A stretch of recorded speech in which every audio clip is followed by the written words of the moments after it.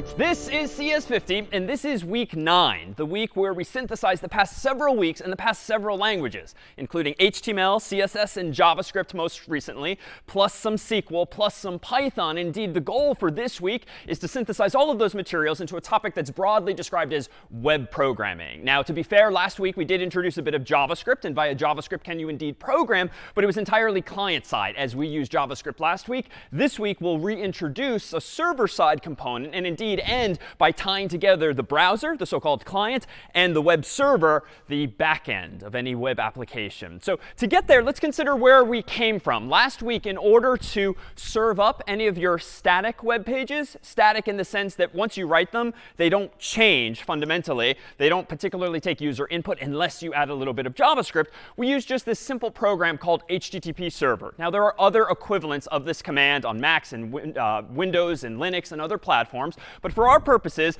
HTTP server, the program, literally just runs a web server. And a web server is just a piece of software that's constantly listening on port 80 or port 443 in terms of TCP recall. And it's just listening for connections. And anytime your browser connects, it looks at the URL that you visited and maybe some parameters that you may have provided via that URL or more generally via a form. And it then serves up a web page, optionally with some kind of output. But of course, everything last week really was just static. It was just HTML files, CSS files, and maybe some JavaScript files or JavaScript within. But within the requests that your browsers were sending to that web server were, recall, HTTP headers like this. And so among the things that program HTTP server was doing, and among the things any web server was doing, was analyzing the contents of that virtual envelope, top to bottom, left to right, trying to understand what is it your browser or your friend or your family member, if you shared your URL with them, was trying to request. And if the first line of those HTTP headers was just get slash, that just means give me the default web page. And by convention, recall, that typically means specifically give me the file called index.html. That might have been explicit if you literally typed index.html into the browser's URL bar. That would even more explicitly tell the server to give you that file. But recall, we also played with Google.com and specifically its search functionality. And recall that we manually last week constructed a URL that looked like this, and then we replicated it with an actual HTML form, the result of which, when submitting it, brought us to a URL of the form https://www.google.com/search?Q equals cats. And last week, HTTP server is fairly simplistic. It only serves static content, so it was pretty much ignoring things like these URL parameters. But if you actually want to write a back-end web server, a web application like Google.com itself, you need to be able to analyze the contents of this virtual envelope, figure out what path the user wants, or route, so to speak. /search would be the route here in question. And then you have to figure out what the exact HTTP parameters are. Q, in this case, whose value is cats. So someone somewhere has to write code that parses that string, figuring out that you want /search, and then, OK, let's ignore the question mark. Let's declare a variable called Q, and let's give it a value of cats. Like somewhere in the picture, there needs to be code that does that. And today, we introduce you to that very code. And we're going to introduce you to a library called Flask. And technically speaking, Flask is also called a framework. A framework is a way of doing things. It's a way of organizing your code. It's a way of writing your code. That more specifically is just how you should use this library. Now, why does Flask exist? And there are alternatives. Well, Flask exists just to honestly simplify a lot of tasks that for you and me would just get pretty boring pretty quickly. Imagine how annoying it would be if you wanted to implement some new website or some new mobile application for that matter, and you had to write code that analyzed text like this every time just to figure out what the user's input is. Wouldn't it be nice if you can just call a function, the equivalent of getString or getInt, and let some other function written by someone else look at that text, figure out what the parameters are and what their values are, and just hand them to you in nice, easy-to-use variables. So that is one of the things that Flask does for you. It analyzes the insides of these virtual envelopes, figures out what the user input is, figures out what the route is, like /search or /index.html that the user wants, and makes it more easily available to you, the programmer. And it's a framework now in the sense that typically when you create, as we will today, a Flask-based web application, you're going to typically organize your files and folders in this way. And this is what I mean by framework. Frameworks are not just libraries where they have functions that you can call. They typically have a documentation that says, to use these functions, you should additionally organize your files and folders in this way. And perhaps the simplest Flask application would have these files, application.py, which is where really all of our effort is going to go in writing code, in this case in Python. Requirements.txt, which is just a simple text file that enumerates top to bottom, one per line, what are the other libraries that you want to use in your application. Static, which is going to be a folder that literally contains static files like your GIFs, your JPEGs, your PNGs, your CSS files, your JavaScript files, any of the files you wrote this past week. Now they're going to go into this static folder.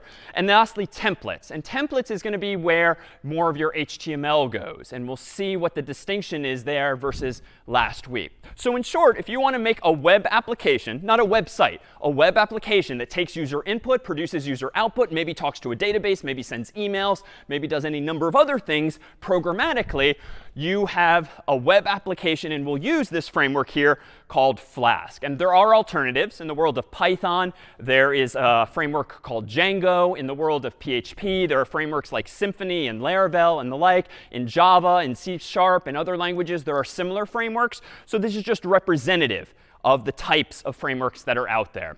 But it's perhaps helpful to know, before we dive into some actual code, that these frameworks tend to implement certain design patterns. A design pattern is, again, just a fancy way of describing ways that humans write code. Suffice it to say, over the past many decades, a lot of humans working initially independently kept solving the same problems again and again. And they realized, wow, I'm noticing patterns in how I'm solving a problem for this project and for this project and another. And once human programmers notice these patterns, they might formalize them by writing a book, by writing a blog post or the like, and then give them a name, a design pattern that they recommend that other people adopt. Why? Just because it helps you organize your code. Instead of putting all your code in one massive file, well, maybe if we put some code here, we can collaborate more effectively with others and just keep ourselves sane when maintaining bigger and bigger projects.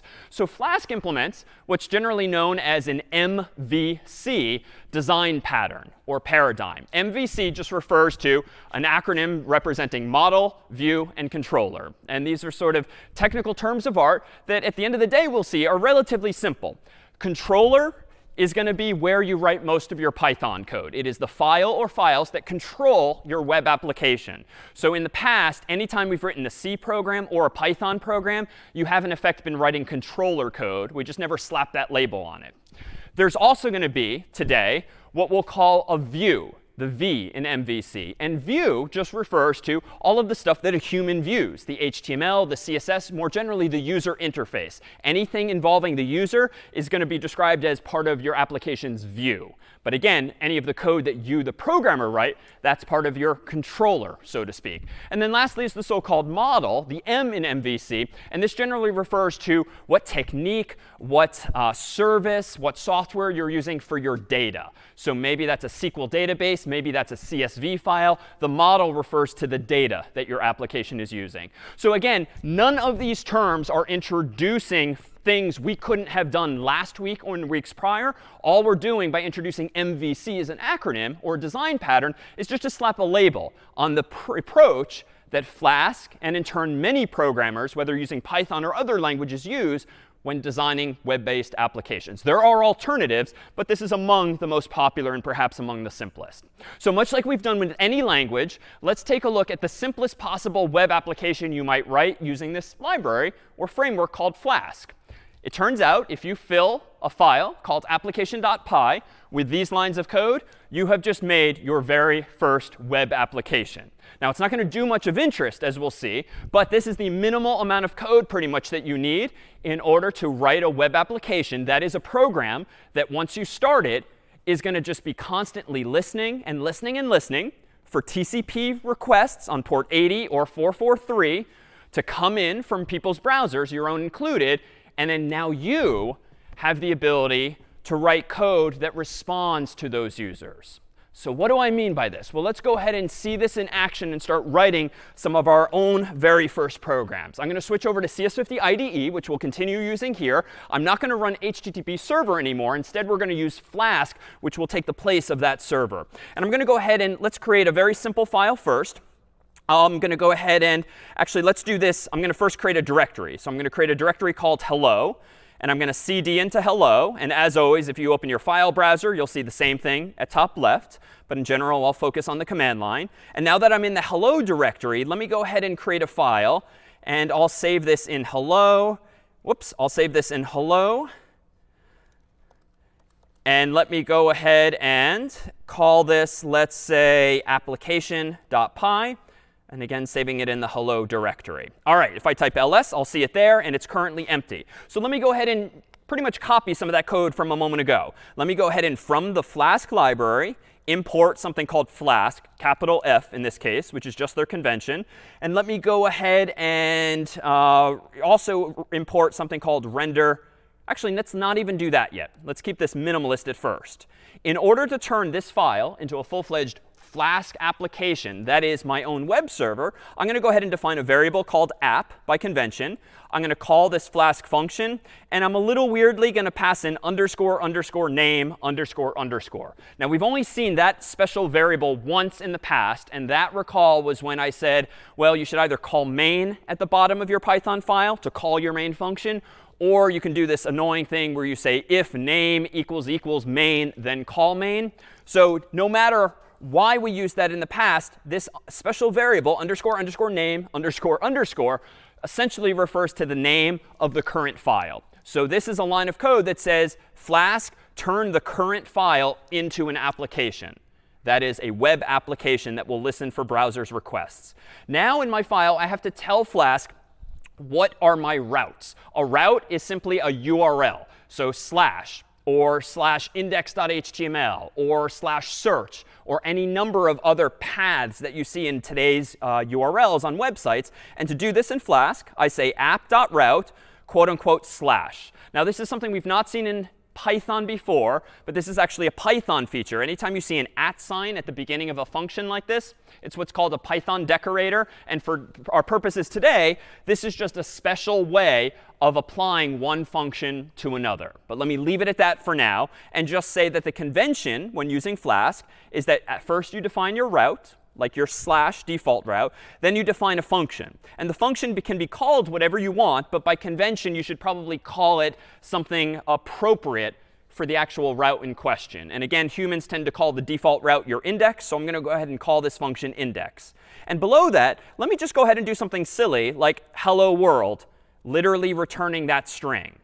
And let's go ahead and see what exactly happens here after doing that. Let me go ahead now, and in my hello directory, if I type ls, notice that, again, I only have one file, application.py. In order to start my server today, because it's a Flask application, I do not want to use HTTP server.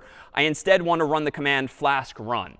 So Flask is, yes, a library, but it also comes with a program when you install it on your Mac or PC or the IDE that lets you start a Flask application as well. And you'll see some cryptic output here.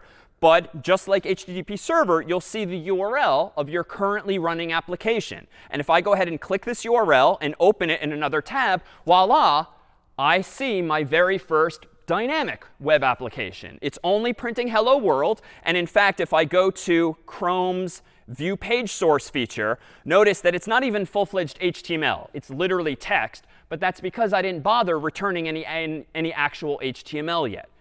So let's do that. Let's actually do this more properly and not just return some arbitrary string of text. Let me stop the server, and let me focus now on doing this. By default, the route called slash, I've claimed, means that you should return a file called index.html. Well, let's assume for the moment it exists. How do I go ahead and return it? Technically, I'm going to go ahead and render a template called index.html.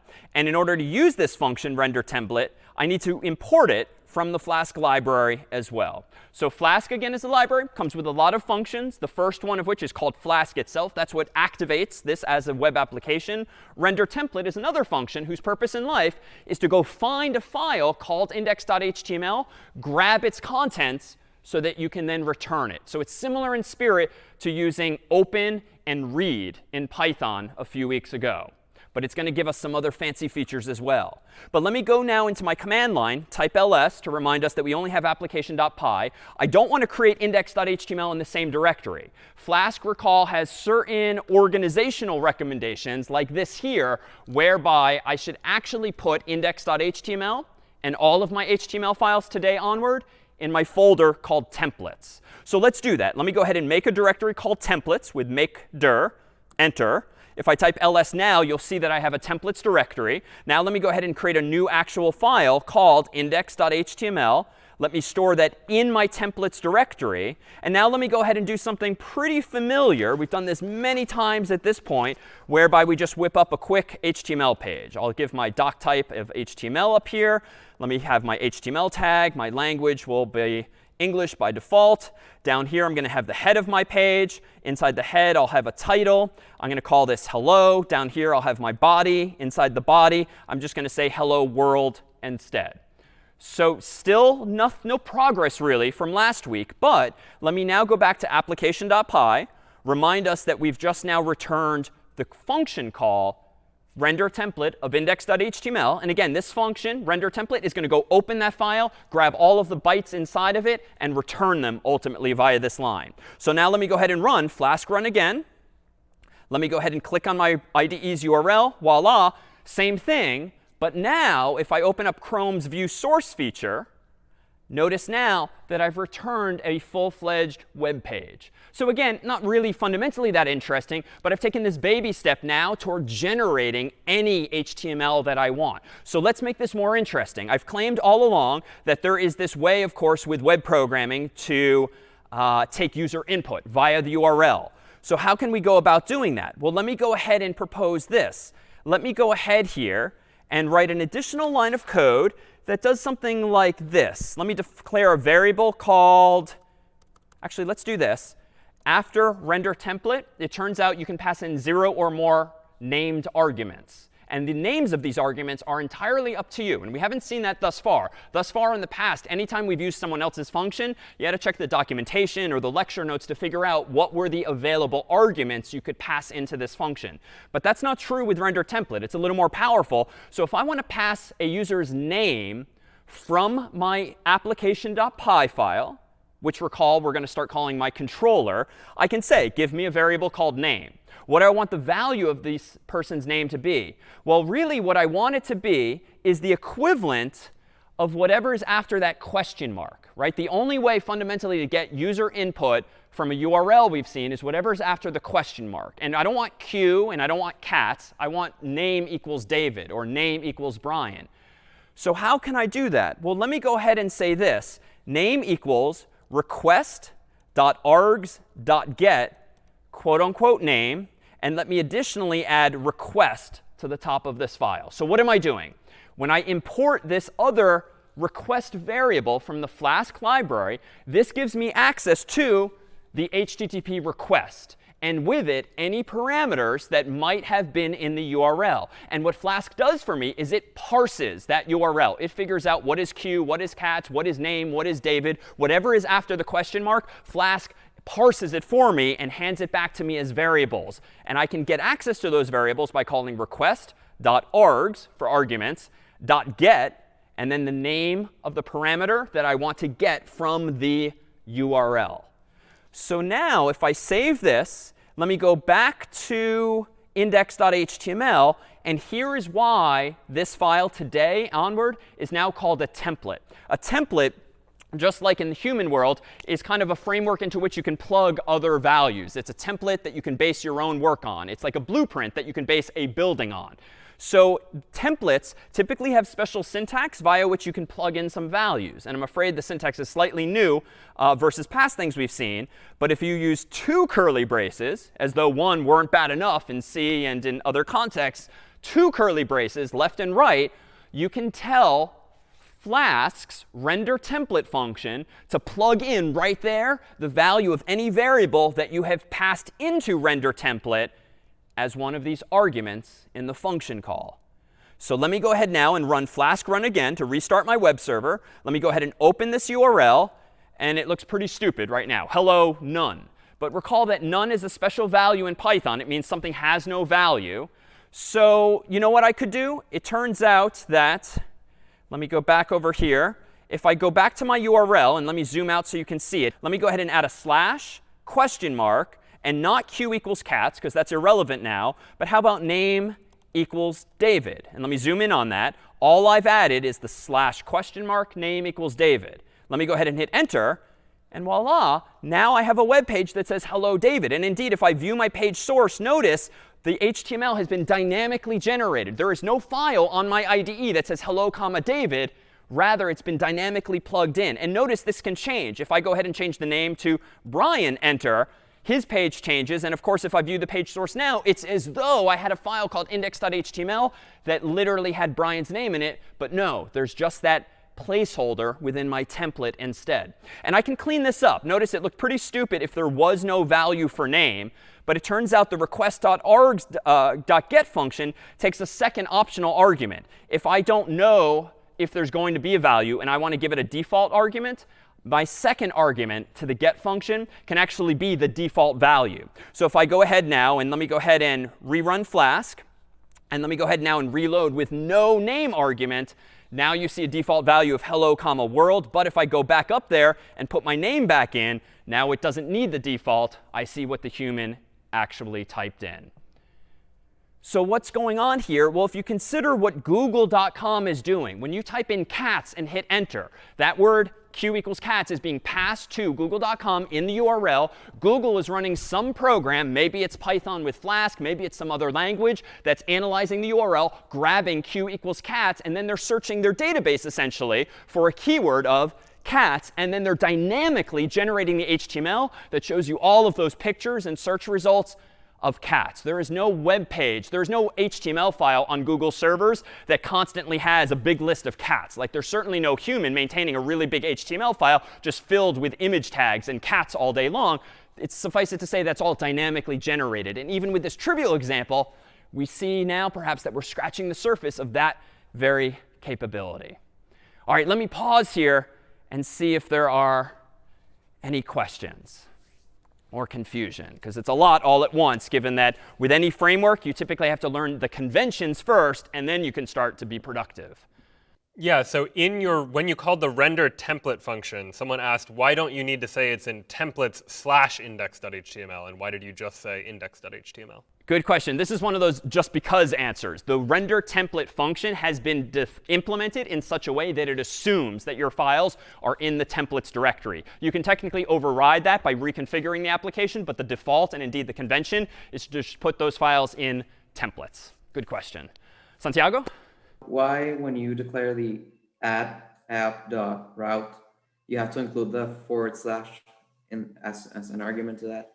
Yeah, so why do you have to include the /? That is the way in Flask of telling Flask, use the following function for this route. And / is perhaps the simplest, certainly most basic route that you could define. It's sort of the absence of any other words. So you have to put / there because otherwise the server won't know what to do if you visit something.com/.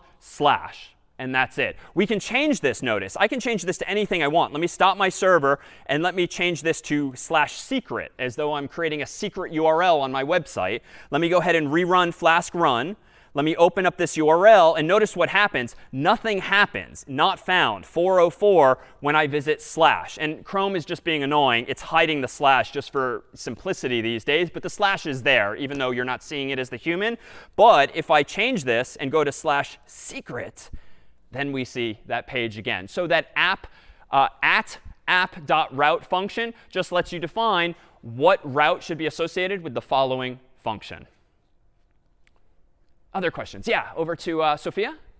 The model, is it a part of the HTML file now? Like the name, I guess, as the data, is it encoded within the HTML file?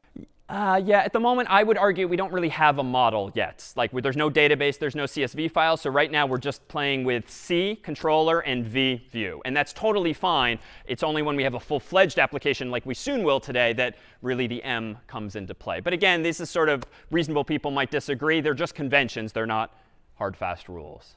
All right, so this is a little silly that in order to be greeted by my website, you have to sort of have the wherewithal to know that you have to type your own name and into the URL bar, right? No one does that. Like, that's just not how the web typically works. We instead find ourselves as humans filling out forms. So let's take this one step further and actually improve things in such a way that we actually have a form instead. So let me go ahead and do this. I'm going to go ahead and create another file.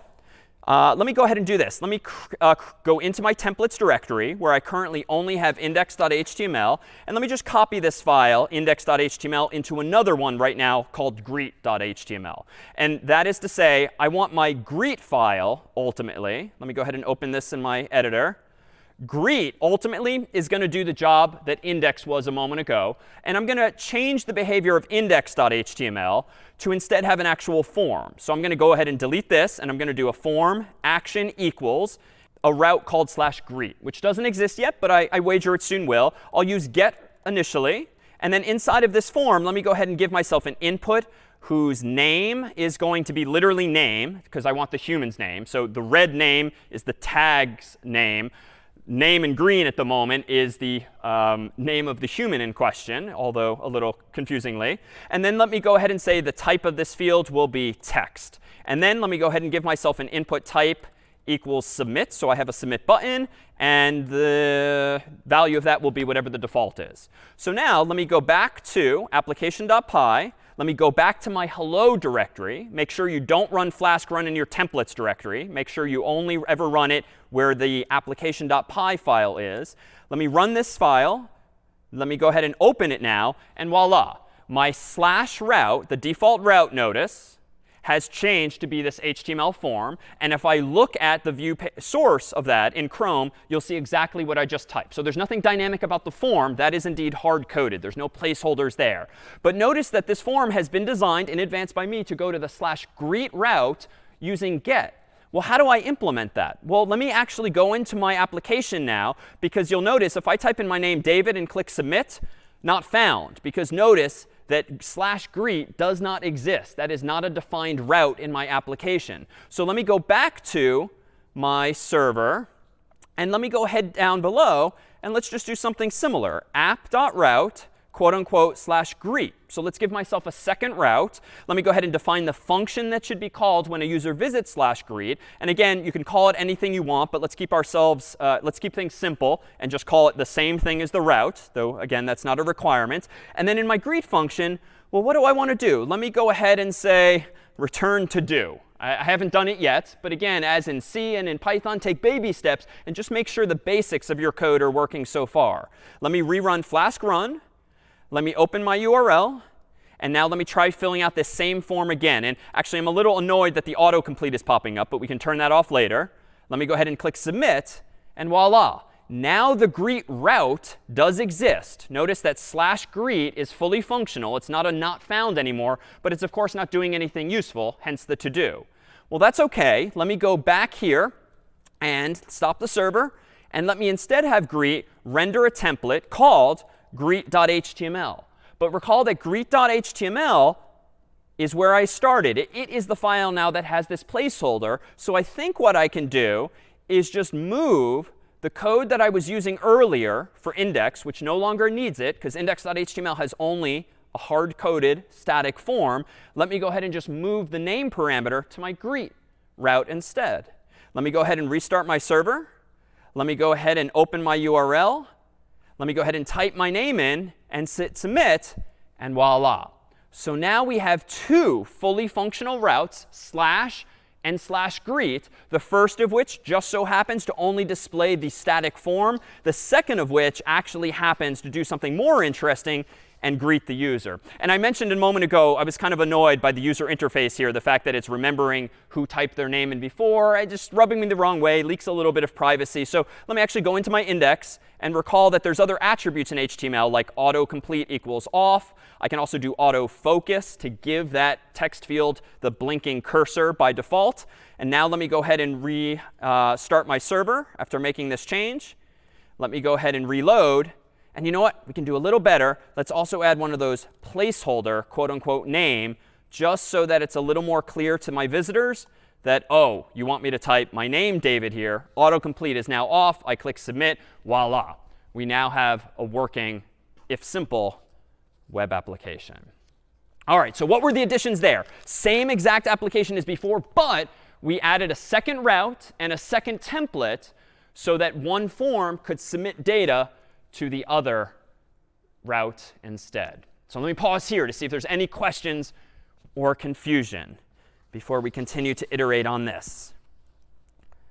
Questions or confusion?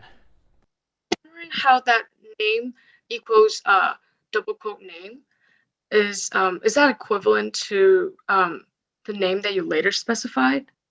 It is. And I'll demonstrate this by changing that now. I called it name just because we're indeed talking about humans' names. But I could call this anything I want. So for instance, in my form, I'm collecting this as the person's name. But I could change it to first underscore name, for instance, if I only care about their first name. Let me change the placeholder to make clear that I only want their first name. Let me now go to my application.py. Let me get the first underscore name HTTP parameter. And then in my template, greet.html, let me change this to first underscore name. And actually, I need to make one more change. I need to change this to first underscore name as well. So it's a little annoying that you have to like repeat yourself all over the place, but they mean different things. In the context of application.py, this is a parameter that I'm passing into my template.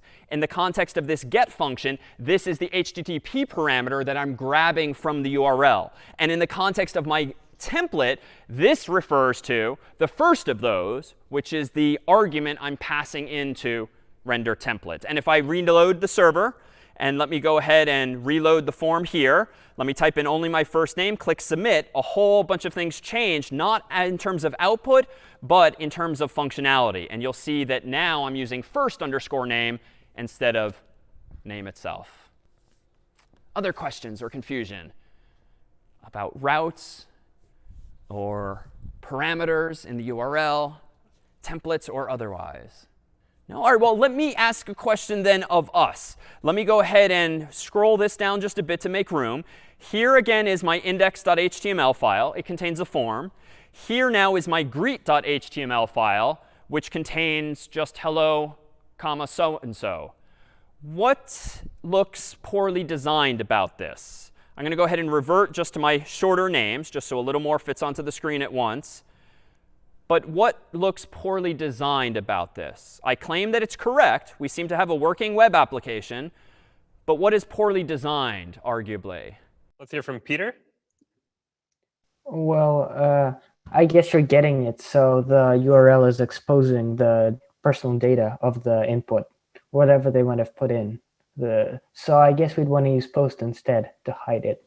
Good catch. So all this time, I have very deliberately, but a little worrisomely, been leaking information in the URL in the sense that now it's probably going to be saved by my browser, right? Often when you're typing something to your URL bar, you can see what you've searched for before, what websites you've been to before. And that's a good user interface feature in that it just helps you type fewer keystrokes because you can just hit tab and hit enter to finish your thought quickly. But it's a little invasive if you don't want people knowing where you went or what you searched for, or if it's a lab computer or your siblings are using it too. There's a lot of reasons why you don't want your typed input ending up in that URL bar. And I proposed last week that we can avoid this by using what you proposed is post. And indeed, let's do this. Let me go back to my index.html. Let me make a simple change in my HTML file, changing the method to post. Post is going to be almost the same as get, but instead of putting my parameters in the URL, like q equals cats or name equals David in the URL, it's going to instead, metaphorically, put it lower, deeper inside the virtual envelope. So it's still being sent from the browser to server, but it's not going to get remembered by the browser in the URL bar. But if I do this, I need to change my controller. I need my Python code to look in a somewhat different location to get at that. And it's a pretty simple change. Instead, I have to do this. I have to tell Flask that the route / greet is actually going to support a different set of methods. Rather than supporting get, which is the default, I have to pass in this somewhat cryptic argument called methods. And then I have to pass in literally a Python list of the methods I want this list to support. By default, if you don't use this argument, all of these routes, the first and the second, have essentially this default value. Methods equals quote unquote get in a list. So a list of size 1. It would be a little annoying if you had to type that all over the place. So the default just allows you to just type nothing at all. But if you want to support post, you do have to override this and change the get default to post explicitly. And you have to get the parameters from a different variable. Instead of using request.args, which refers to the arguments in the URL, you have to change it to request.form. These are horribly named. In Flask, these global variables, request.args and request.form, refer to get and post, respectively. Better names might have been request.get and request.post, but this is what we have. So request.args is for get requests in the URL. Request.form is for post requests, where the same info is buried deeper in the virtual envelope. So after those changes, let me go ahead and make, sorry, not make, wrong language, Flask run. All right, let me go ahead and open my URL. And voila, I'm going to type in David, click submit, and now notice the magic. Now the route is still /greet, but no one who uses my laptop later is going to know what my name was, or what my Google search was, or what my credit card number was, or anything else that I might have typed into a form here like my name. But the output is still fully functional. So this indeed, to be clear, is post is what you would use whenever you're collecting anything remotely personal, like people's email addresses perhaps, or their credit card, or their password certainly, and other values. But you can otherwise use get, as we've been using thus far. Well, let me ask a follow-up question, because I think we can still do better than this. There's something fundamentally about the design of index.html and greet.html that feels a little suboptimal. And I dare say several of you noticed this same problem in this past week when you were just creating a few HTML files on your own. What was a little tedious or annoying or messy or poorly designed, as best you could tell, from creating these several HTML files for your own personal home page? The chat is suggesting you've repeated some HTML between the two HTML files. Yeah, my God. I mean, honestly, by the second file, third file, fourth file, you're probably just copying and pasting your previous files and then making minor changes. And that's all you could do. With HTML and CSS alone, and even JavaScript, you can't share HTML across multiple pages. Your only option this past week when serving static content was to copy and paste that content redundantly. And look at this. In my index.html file, everything I've just highlighted from line 1 to 7 happens to be exactly the same as everything from line 1 to 7 in greet.html. So here's another feature you get with Flask, or any web programming framework. These aren't specific to Flask per se. You get the ability to factor out common content. And so how do we go about doing this? Well, let me go ahead and do this. Let me go ahead and create a third file that by convention in Flask is called layout.html. And to be sure, I'm going to put this in my templates directory, because again, it's an HTML file. I'm going to go ahead and copy paste all of that same boilerplate, if you will, all of the commonalities, and delete what was specific to greet.html. And I think what we're looking at, lines 1 through 10, is now like a template for, if you will, the layout for my other two web pages. So you know what? Let me go ahead and do this. Let me use some special syntax and say block body, and then a little weirdly, end block here. So this is Flask-specific syntax, or technically Jinja-specific syntax, which is a language that Flask is using, which someone else wrote. This is special syntax in Flask that essentially says, put a placeholder here. Put a placeholder here so I can plug in other HTML in just a bit. So how do I use this now? Well, let me go to my index.html file, and let me get rid of all of the redundancy, boiling down index.html really into its essence. The only thing that's special about index.html is that form. So if I want to use the same layout that I just created, let me go ahead and say up here, using that special syntax, extends layout.html. And then down here, let me say, here is my body block, if you will. Let me unindent that a bit. And then let me say down here, end block. So again, syntax is weird, but the ideas are pretty similar. This is almost similar in spirit to our header files in C, where you could factor out some commonalities and just reuse them in multiple places. Here it's a little fancier because you can kind of have this blueprint, this layout, literally, that you can then plug different content into. So this first line says, hey, Flask, the following file, index.html, essentially inherits from, it extends my default layout. Well, what's that layout? It's this. Notice that this layout defines this placeholder arbitrarily called body. I could have called it X or Y or Z, but I'm going to call it body Y because really it's like 100% of the contents of my body. So seems like a good name. And then in index.html, I just now need to tell Flask, here comes some code that you should plug into that placeholder. And you can put one or more lines of HTML code in here. So let me go ahead and save this. Let me go ahead now and go to greet. Similarly, delete all that redundancy. And now let me go up here and say again, extends layout.html. And then down here, let me say, here's my body block. Let me just unindent this slightly. And then let me say end block and save that file. So now these HTML files are quickly looking weird. Like there's barely any HTML in here. It's really just text and weird Flask syntax. Same thing in index.html. But again, this is one of the values of a web application where you have a programming language like Python. You can factor out those commonalities and really start generating pages dynamically, just like the Googles and Facebooks and others of the world do every day. So let me go ahead now and rerun Flask run. And cross my fingers as always, because I made a whole bunch of changes here. Let me open my URL. And voila, seems to be working OK so far. Let me go ahead and, before I submit this, let me show you the page source. Notice that it's there. It's not quite as pretty printed, like the indentation's a little off, but that's OK. Your templates should be well styled. Everything should be beautifully indented in your templates. But if your templates are then rendered by Flask and the white space isn't quite as pretty, that doesn't matter because, again, the browser doesn't care. But indeed, I have a full-fledged, complete web page. Let me submit this form. It seems to still work. That's my /greet route. I'm seeing hello, David. And if I view page source here, notice another confirm form submission. This is actually a safety feature. You don't want websites tricking you into like checking out twice with your credit card via post. So I'm going to go ahead and click reload manually, which confirms that I want to resubmit this form because there's nothing dangerous about it. There is now my greet route. So this probably would have saved you all a lot of headache or tedium or copy paste. You just didn't have this tool in the toolkit last week. You cannot do it with HTML and CSS or even JavaScript alone in the browser. So this is where you have templates really shining. Not only can you have templates use two curly braces to plug in values of variables, you can use this curly brace %sign syntax and plug in actual contents of other files. Whew. Questions or confusion? There was a clarification question. Could you tell us what is Jinja? Yes, so I skirted over that because I was getting annoyed at just like how many new terms there are today, and frankly in the web programming world that we're sort of stuck with.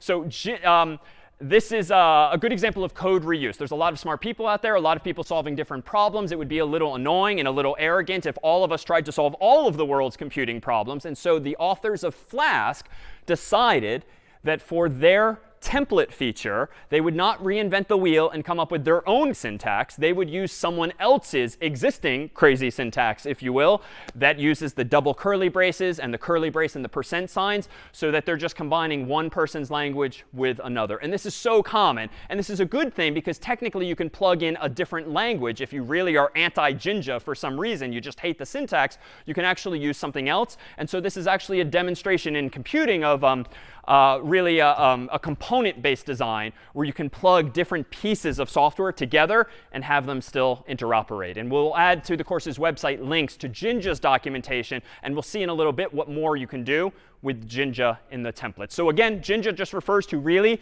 the double curly brace syntax and the curly brace %sign syntax that appears in our templates files. All right, one last feature when it comes to saying hello. Thus far, in application.py, I've been keeping things a little conceptually simple, if complicated syntactically, by having two separate routes. One route, / for my form, and then another route for my actual greet route that actually displays the information. But strictly speaking, I can be a little clever and combine these routes, if only because if you're building a pretty sophisticated website that's got lots of routes, it's kind of annoying if like every route needs two routes if one form has to submit to another. So let me just propose that we tighten up our implementation and actually reuse our one route. So let me go ahead and delete my greet route, just because it's bothering me that I'm getting a little redundancy there. And let me go ahead and say that my default route, my index, will actually support both methods, get and post. So I'm going to use the same route not only to show the user the form, but also to say hello to the user as well. So I need to be able to support both get and post on the same route. So how am I going to do this? Well, let me go ahead and do this. What I can do is if request.method equals get, then I can actually go ahead and execute this line of code here.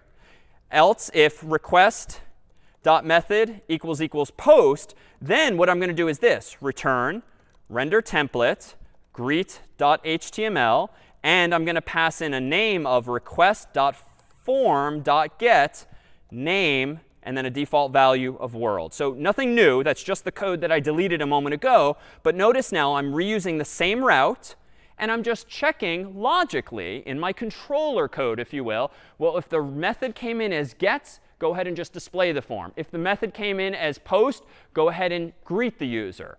Now, why is this going to work? Well, it turns out whenever you visit a URL on the internet, like http://www.harvard.edu or yale.edu or google.com, you have always been making GET requests. In fact, recall last week when we looked at those sample HTTP requests and the headers, everything we did last week had the keyword GET by default in the envelope. So GET does not have anything fundamentally to do with forms.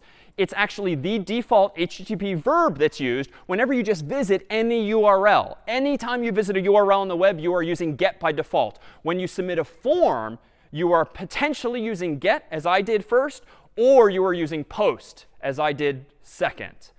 So what's the takeaway here? Well, let me go ahead and make one change to my form. I do want to submit via post.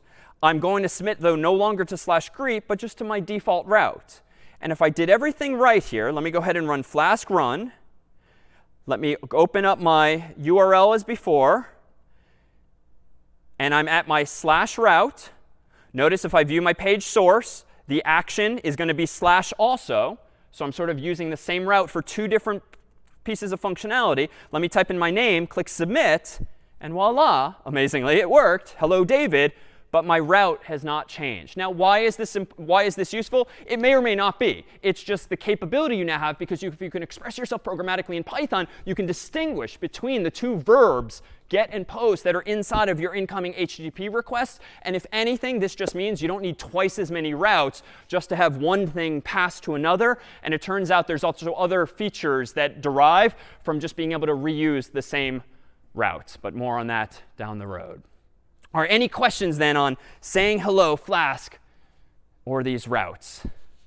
No? All right. Well, just as a teaser here, here is a screenshot of pretty much the very first web application I made back in the day. When I was an undergraduate, I got involved in intramural sports, not in an athletic sense, but in a computer science sense. I volunteered to actually build the very first website for Harvard's freshman intramural sports program, otherwise known as Frosh IMs. At the time, we were using paper to write your names down on and email addresses down on, your choices of sports. We would walk across Harvard Yard, the grassy area in the middle of Harvard, slide it under the door of one of the proctors or resident advisors, and voila, we were registered for sports. But there was no website. There was an internet, but there was no website yet. So this was late 90s. So I thought it would be fun to implement that same idea of a piece of paper for registering for sports in a web browser. And now, unfortunately, I only knew C and maybe some C++ at the time and a couple of other languages from other CS courses. I knew nothing about web programming. So I taught myself how to web program with the help of lots of questions and answers from friends. I happened to use a language called Perl. And the result at the end was this frightening design here with lots of menu options up top that use JavaScript and some images here and some CSV files essentially on the back end that stored all of the registration data. I knew nothing about databases at the time, but it was my first foray into web programming. And what we thought we'd do after our first break here is re-implement the idea of a registration system using HTML, CSS, and Python, and ultimately SQL to re-implement the same idea, worrying even less today about the aesthetics. But let's go ahead and take our first 5-minute break here. And when we come back, Frosh IMs. All right, we are back. So the goal at hand is to implement the most primitive of features that I first implemented via this Frosh IM's website years ago, that of allowing students to register for sports. And to register for a sport, let's collect everyone's name and maybe the sport for which they want to register. So how are we going to do this? Well, let me go ahead and copy just the layout from our previous hello examples, just because it's pretty good boilerplate. And I'm actually going to make one change. It turns out that it's very easy to make your websites pretty mobile friendly just by adding a couple of lines of code. In particular, in my head here, I'm going to go ahead and add a tag called meta. It's going to have a name of viewport. Viewport refers to the rectangular region that defines most of your web browser's user interface. The content of this meta tag is going to be initial scale equals 1 and width equals device width. And this last keyword is kind of the magic. This incantation here essentially tells the browser whatever the width of the user's device is, assume that that's the maximum width for my web page. And it's going to scale my font sizes automatically up or down based on whether you're using a laptop or desktop or iPhone or Android phone or something else altogether. There's other things you need to do to make your websites responsive, so to speak, and it's helpful to use libraries like Bootstrap for that, but this minimally helps at least address issues of font size. So I'll start including that here as well. Now let me go into my application.py, which unfortunately for Frosh IMs is empty. And indeed, to be clear, over the break, I created application.py as empty, a templates directory, and inside my templates directory is just that layout.html. So we've got a little bit of work to do here together. So let's go ahead and start building out this application. Let me go ahead and import from Flask the Flask function itself, plus render template, which I bet we're going to need, and then also request, which we're probably going to need as well. Let me initialize the application with this Flask function using __ name. So again, that's literally how we began earlier. And let's just go ahead and start defining our first route. App.route, quote unquote, slash. Let me define a function called index. But again, I could call it anything, but that's good convention. And just to get me started, I could do this quickly and say return to do. But I'm kind of confident now in my ability to at least use render template. So let's at least render a template called index.html that admittedly does not yet exist. So let's make it exist. Let me go ahead and create a new file called index.html. And again, I could call this whatever I want. But if this is going to be my default route, I might as well call my default page the most common default name, which is index.html. Let me store it in my Frosh IMs folder, in my templates folder, so that it's in the proper place. In here, let me go ahead and say that this extends my layout.html. And then down here, let me say my body block will be whatever's in here. And then my end block will close that. And here, now I'm feeling a little uncomfortable with how much code I've written. So let's just put a to-do there. And let's make sure this whole thing works. So let me go back into my directory, do flask run, enter. All right, go ahead and open up this browser tab.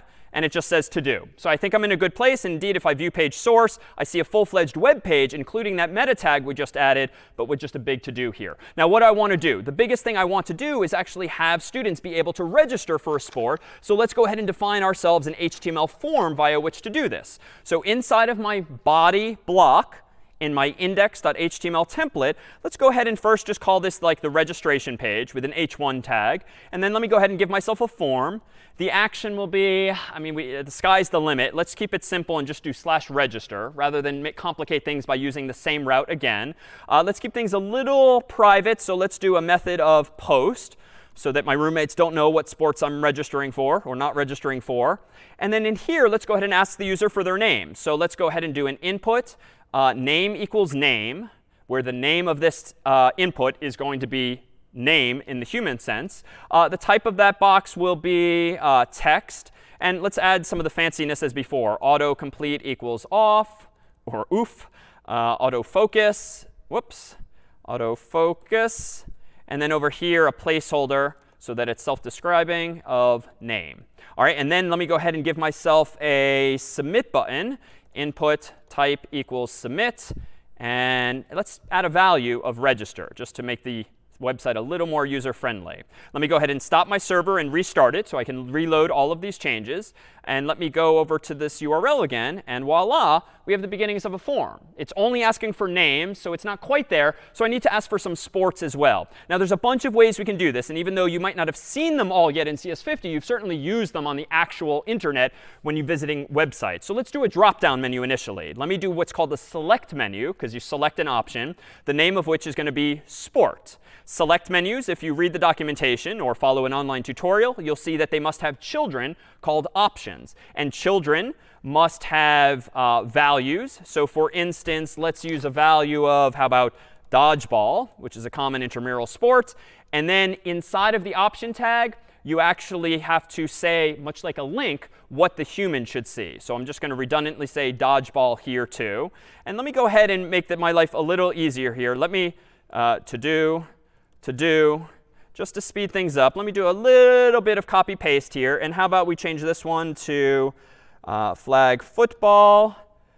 Flag football. Over here, let's do, say, soccer and soccer. And again, just like links, there might be this duality, the same values, but they don't have to be the same. But for now, we'll keep it simple. This is what the computer will see. This is what the human will see. And then down here, we'll call this ultimate frisbee.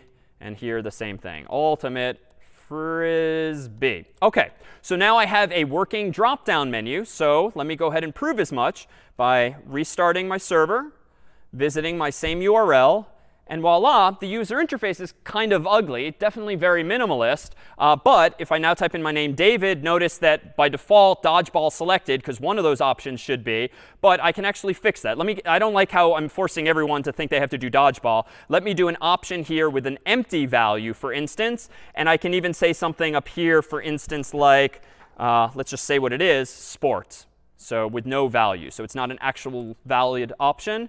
Let me go ahead and open my URL now. OK, so now I see sport in the drop-down too. So David, sports. OK, it's a little weird that you can register for sports. That's not really a thing. So let me fix that. It turns out if you read the documentation for a select menu, you can actually disable the option and also, let's say, select it by default. So these are just additional attributes that you would discover in the documentation for the option tag that now let me make the user interface a little more robust, just so that users aren't registering for sport. Let me go ahead and do David. And now notice sport is selected by default, but it's grayed out. It's not a valid value anymore. So minor user interface improvement. Dodgeball sounds amazing. That was not an intramural sport in my day, but it apparently is these days. So let me go ahead and register for this. OK, but of course not found. Well, why is that? Well, if we look at the URL I just ended up at, I've not implemented my /register route yet. All right, so let's do that. To do that, I need to go back into application.py. And let's go ahead and do some registration trickery. app.routes/register.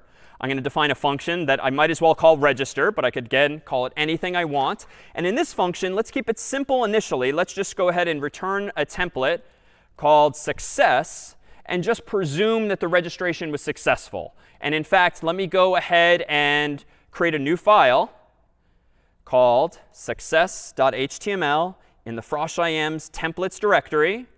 And let me make sure that also extends layout.html and that it has a block body and, for good measure, and block. And then down here, I'm going to keep this so simple for now. You are registered, exclamation point. I'm not really registering anyone for anything, but I'm going to claim that they were.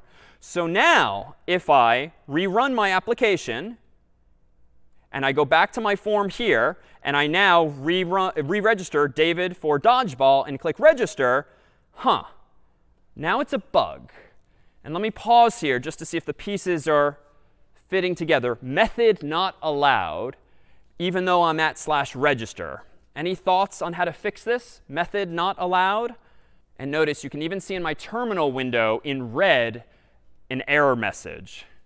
Status code 405, which means method not allowed, which is a rare one, but I indeed screwed up. Yeah, over to Santiago. Yeah, I think that when you define the app.route for read or register, sorry, you didn't specify methods is post. Yeah, so by default, my methods are all get. But if I want to use post for privacy's sake, recall that I just have to tell Flask that the methods I want you to support for this route are this list of verbs or methods And that list is going to be of size 1 with just the keyword post in it. So again, when you encounter these issues, which you absolutely will when doing all of this for the first time, don't worry so much about the specifics of the error message, but the ideas. Like what's gone wrong? Method not allowed. What could that mean? The only methods we talked about are get and post, so maybe it's something related there. Well, the route in question was /register, so maybe it's something related to my register route. And see if those kinds of clues can lead you to a solution like Santiago just proposed. Let me go ahead and restart my server. Let me go ahead and reload my form. Type in David again. I'm going to select dodgeball, register. Voila, you are registered. All right, I'm not actually registered for anything, but I feel like there's still a missed opportunity for error checking now. In fact, let me go back to my form, not type David, and not select dodgeball and click register. Well, this is kind of stupid. Like it's saying I'm registered. Even if I only type my name, no sport, you are registered. So there's a missed opportunity here for some error checking. So let's at least go in and add this. Let's go ahead and do something like this. How about if not request.form.get name or request.form.get sports, or not that, then let me go ahead and return render template failure.html. Otherwise, I'll return success.html. So let me try this now. Let me rerun the server, flask run. Let me go ahead and reload my form. No changes to the form. But now if I don't cooperate and I click register, OK, now really bad things are happening. This is one of those 500 errors. Let's see where I screwed up. Internal server error and the subsequent paragraph are not very descriptive. But if I go to my terminal window, here's my exception, a Jinja2 exception. That's the templating language. Failure.html is not found. All right, well, that's just because I made a stupid mistake. So let me stop the server. Let me go ahead and copy success.html for now. Let me go ahead and paste it in here. And I could probably factor this out, but we're going to keep it simple for now and call this failure.html. Put it in frosh.im's templates. Save it. Now let me rerun my server. Now let me go back. Let me try not typing in anything and just registering. OK, voila. Now it's actually checking. And if I go back here, name, OK, I'll not type in a sport. It's still not checking. But there's still this kind of hack here. You know, you recall from last week that if you right-click or control-click on anything in any web page, you can inspect it in Chrome or your preferred browser. And that lets you start poking around the HTML. And watch this. Maybe I'm a little bit upset that there's no, let's say, tennis. Tennis is not offered by the intramural sports program, but darn it, I want to register for such. Well, again, using a browser, there's nothing stopping me from, for instance, I don't know how to do this. Let's change Ultimate Frisbee to tennis and literally change the HTML on the page. Zoom back out, close the inspector. Ha-ha! Now tennis is a sport at Harvard. So now watch what I can do. Register for tennis. Type in my name, David. Voila, registered for tennis. Right? I've hacked the website.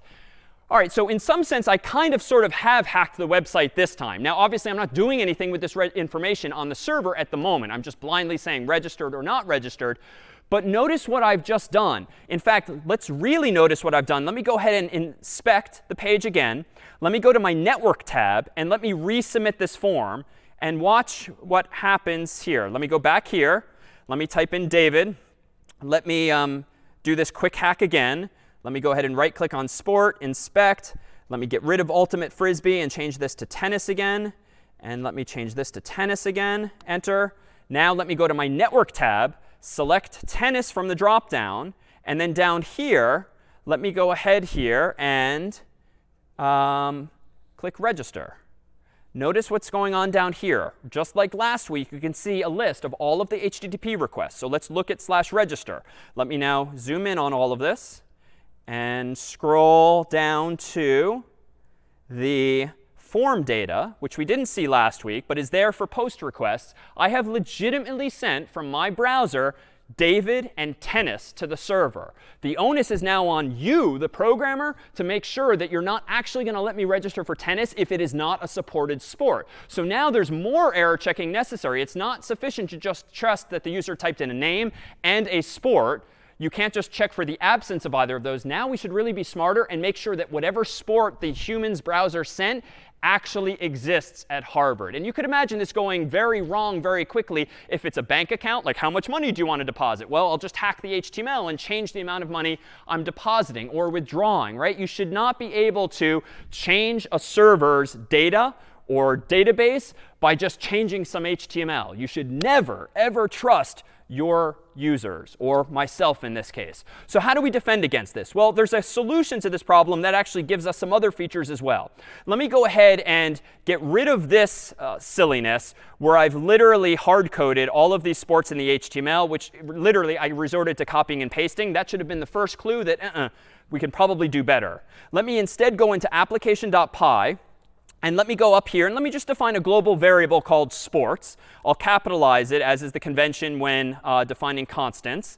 And let me go ahead and say the sports are going to be this Python list. So I'm going to keep it pretty and put it on multiple lines using square brackets because it's a list.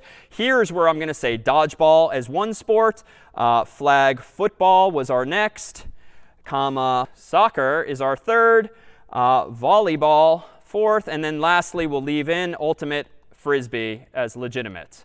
So those are my sports. How do I now use that list of sports? Well, I can just pass them into my template. I can say something like this: sports, or anything, X or Y or Z, but sports is more descriptive, equals sports.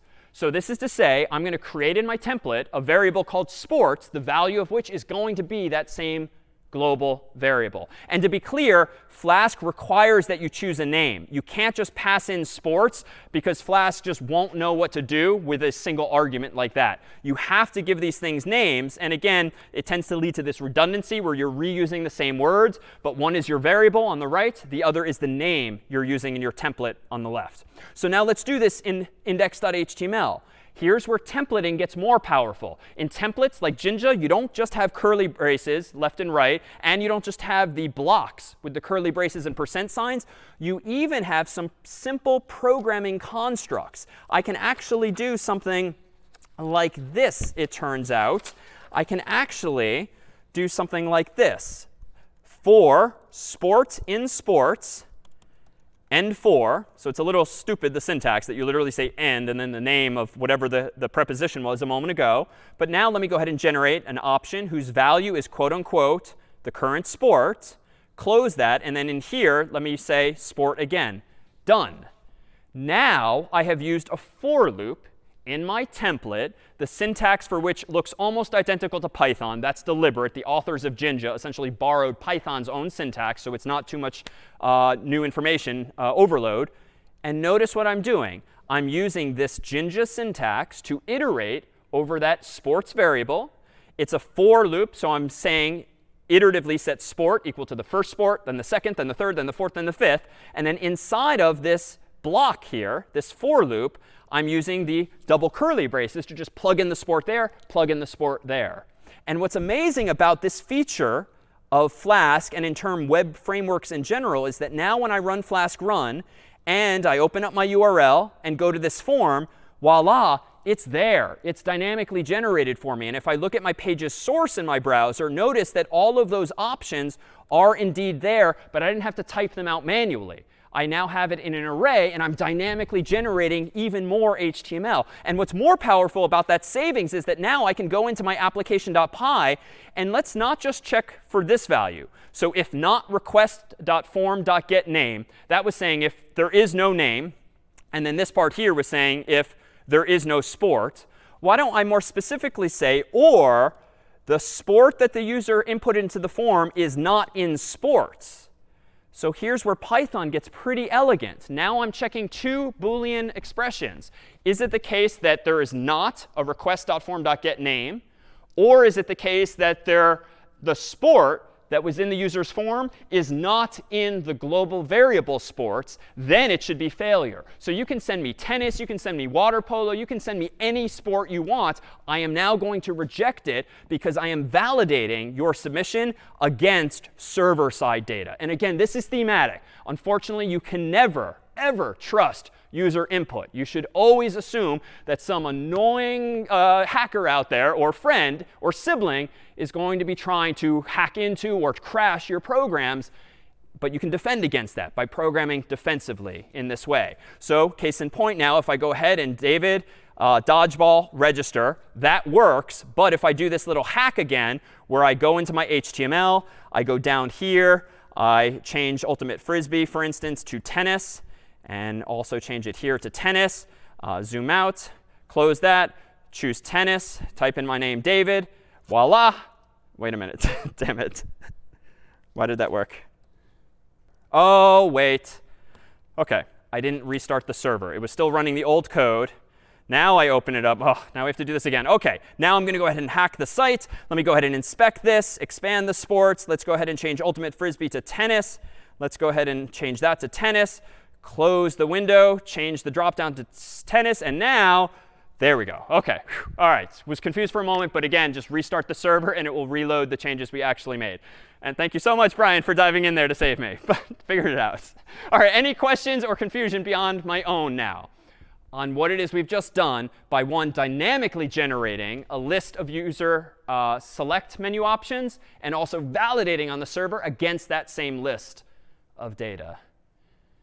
Any questions or anything on your end, Brian? Nothing here.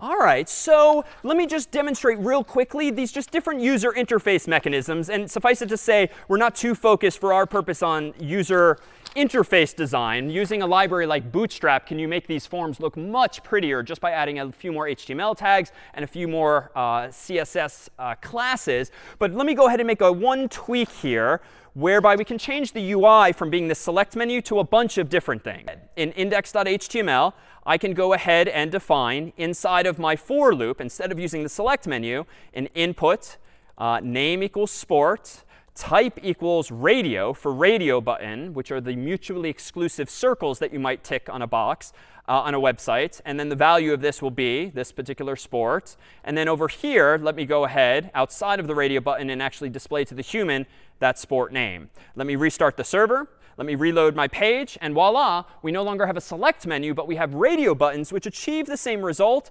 but they're just laid out in a slightly different way. And they're indeed mutually exclusive, like an old school radio in a car, where you can only select one of them at a time, but otherwise the site works completely the same. So which to use? It depends. If you've got 100 different sports, you probably don't want 100 different radio buttons, if only because they take up so much space.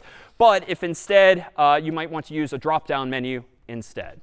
All right, so what's the key thing we're still not doing? We've got a pretty dynamic user interface, but I'm just throwing away the information once the user clicks register. So let's actually start remembering, just as I did back in the day, who has actually registered so that we actually have a proper working registration system. So how can we go about doing this?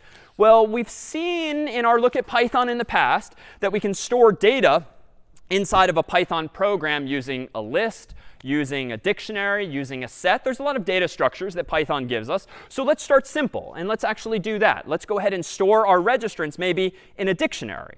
So in application.py, which is thus far now unchanged, let me give myself one other global variable, registrants, and let me initialize it to an empty dictionary. And recall that we did this to implement a phone book, where I added my name and phone number and Brian's name and phone number a couple of weeks ago. We used a Python dictionary to store those key value pairs, name and phone number. Here, let's do something similar. Let's store the user's name and the sport for which they're registered, so that we then have in the computer's memory a list of all of the valid registrations. So how are we going to do this, and what needs to change? Well, let me go ahead and change this back to the select menu, just because it fits on the screen a little better instead of the radio buttons. And from here, we will have, again, the user interface that we saw earlier. So let me go ahead and do Flask run. Let me go ahead and open this up. And voila, we have that same interface as before, the goal of which now is when I click register, I don't want to just naively see you are registered or you are not registered. I want to actually register the user. So I think we're going to need to do a bit of work in application.py, the file that's actually processing the user's registration. So instead of just validating the form by checking if they had a name or a sport that was in sports, let's do something a little different. So let me go ahead and sort of start anew here.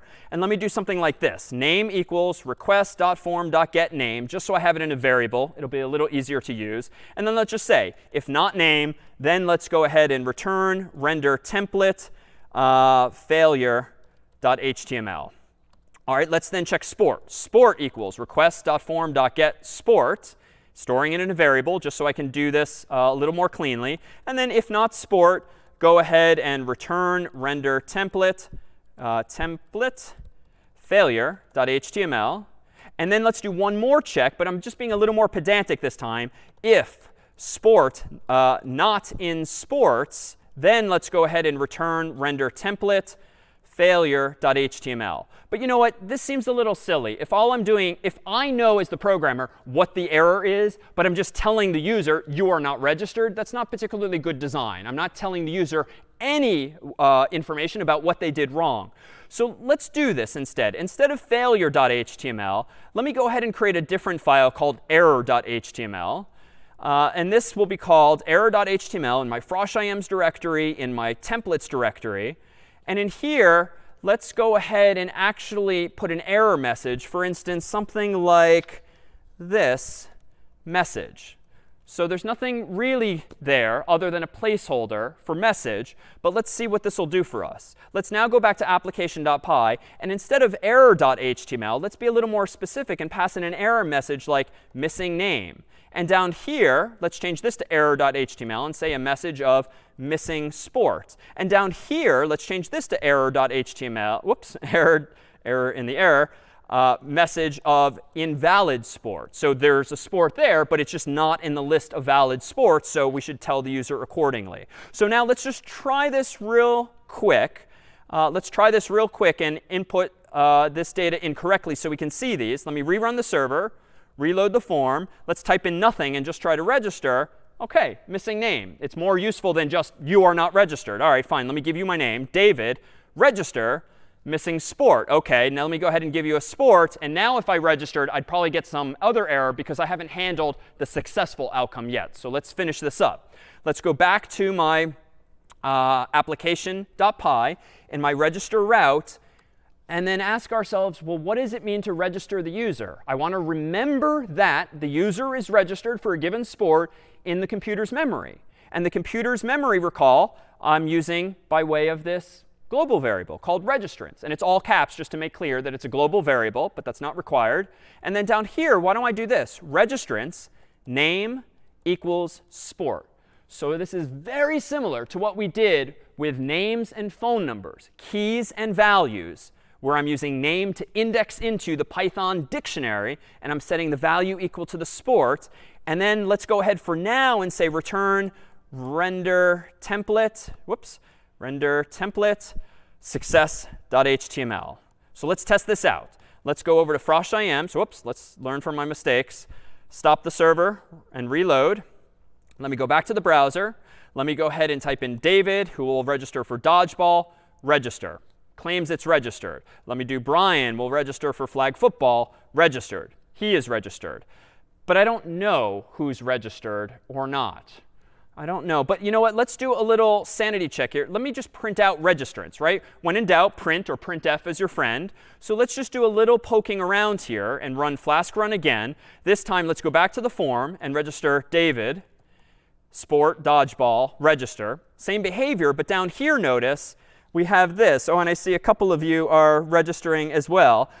So I see Lucas has registered for dodgeball as well. Brian Y has registered for volleyball. So OK, now Harsh has registered for volleyball. So this is the problem with having an internet when we do these live demos. But apparently, it does, in fact, work. So let's go ahead and make this a little cleaner here. And instead of just printing registrants, let's go ahead and do something like this. Why don't I go ahead and you know what? Let's do this. Let's go ahead and render a template called registrants.html. And I think to make this happen, I'm going to need another route. But this one will be kind of interesting in that we've never dynamically generated quite this kind of success message. So let me go ahead and whip something up real quick here. Let me go to a new file, registrants .html, frosh.ims, templates, and then in that folder, templates. And in here, we're going to do extends layout.html. Down here, block body, end block. And then down here, in here, I'm going to do, this is going to take me a moment here, h1 registrants. Then below that, I'm going to give myself an HTML table. Inside of the table, I'm going to define what's called a table head, which is not strictly required, but it helps distinguish the head from the body from the optional footer. Inside of here, I'm going to create a table row. Inside of here, I'm going to create 3 columns using TH, table heading, which you might not have seen before. Typically makes things bold by default to make clear it's the heading. And I'm going to put the person's name and then another heading of their sport down here. And then below the table head, I'm going to do tbody, which is the table body, another tag you might not have seen before, but just represents indeed the body. And I'm going to generate dynamically a whole bunch of TRs. So for name in registrants, let's go ahead in this Jinja for loop in my template and output dynamically a table row. Inside of that table row, some table data, specifically the person's name, and then specifically in the other column, the person's sport, which I can access, as we'll see, by way of a variable called registrants by indexing into it via the name. So registrants in a moment is going to be a dictionary that I pass into my template. I think that's it. It's a little tedious to type it out, but notice there's no data. It's only HTML and templating. If I go back here now and pass in registrants equals registrants, just like with the sports variable, I'm providing my registrants template with a variable called registrants. But again, I could call it X or Y or Z, but registrants feels a little more appropriate, setting it equal to the value of that global variable, thereby giving my template access to that dictionary. If I now save the file, rerun Flask, go ahead back here. Whoops. Let me go ahead and do this once more. Let me go ahead and rerun Flask. Let me go ahead and select my URL. Let me go ahead and register David for dodgeball and click register. Voila, Harsh, you beat me to it. So Harsh is registered for flag football. David has registered for dodgeball. It's not the prettiest user interface, but if I view the page source, you'll see that we indeed have the table head, followed by the table body, followed by Harsh for flag football, followed by David for dodgeball, and then after that, any subsequent registrants who are registering at the same time. So this is pretty cool, I dare say, in that now we have the ability to save all of these registrants to a global variable. But what's a downside here? We've made progress. I'm now showing you users who have registered. So that means the RA or proctor who's running the sport knows who's registered. But there's a catch. What could go wrong here? What's bad about using a dictionary? Sophia? I was thinking that every time you reload the server, you're just going to reset and you're not going to save the data. Exactly. If I'm just using a global variable, it'll work forever so long as the server runs forever and the IDE stays online and we don't lose power or any other number of reasons. But as soon as the web server stops or is turned off or something goes wrong, we're going to lose all of that data. So this is why a couple of weeks ago with Python, we actually used CSV files or ultimately a SQLite database. But let me make one change too, because what I don't like right now is that at the moment, the only way to view my registrants is to actually register yourself. And maybe that's a feature if you want to require people register before they see who else is registered.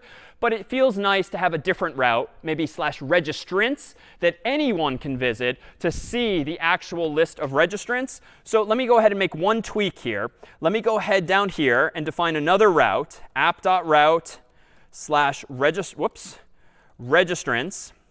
Then define registrants as my function, but I could call it anything I want. And let me actually move this rendering of template here. And you know what? Let me be a little clever. Let me actually redirect the user to /registrants. So let me go ahead and import one more function up here, redirect, from the Flask library.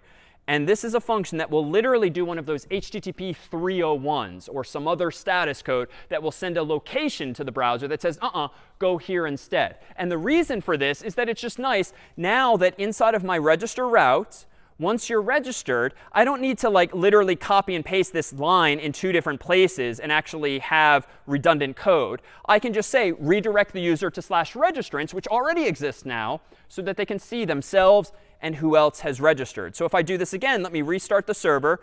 Let me go back to the form, type in David for dodgeball, register. OK, so Harsh, you didn't make the cut this time, but we see Break and Moash and David now registered in that split second, amazingly, for these sports. But notice the URL, which is the key point. Now we're at /registrants. And if I keep reloading, I'll keep seeing all of the changes since then. All right, but Sophia makes a really good point in that the data is all going to be lost. So I think we should clean this up and maybe do one final version here where we actually save the data in, for instance, a SQLite database, or maybe even email it out so that we have a backup copy as well. So let me go ahead and propose this. Let me go ahead and propose that we make a few changes here. A few changes. Borrowing some inspiration from our look at both SQL and Python. So I'm going to leave most of this alone for now. I'm going to go ahead and get rid of this variable. We'll have to store the data elsewhere. And instead, let's go ahead and use a database, a SQLite database. So let me go ahead and declare a database as SQLite ://frosh.ims.db. Let me go ahead and import this. This, recall, is from CS50's library, the SQL library. And let me go ahead in my window for just a moment here and copy the database from an example I brought with me, just so that we don't have to create the database as well and sort of rehash things from our week on SQL. Let me go ahead and grab the database here. And indeed, voila. Database is out of the oven, and we now have a local file in my directory called frosh.ims.db.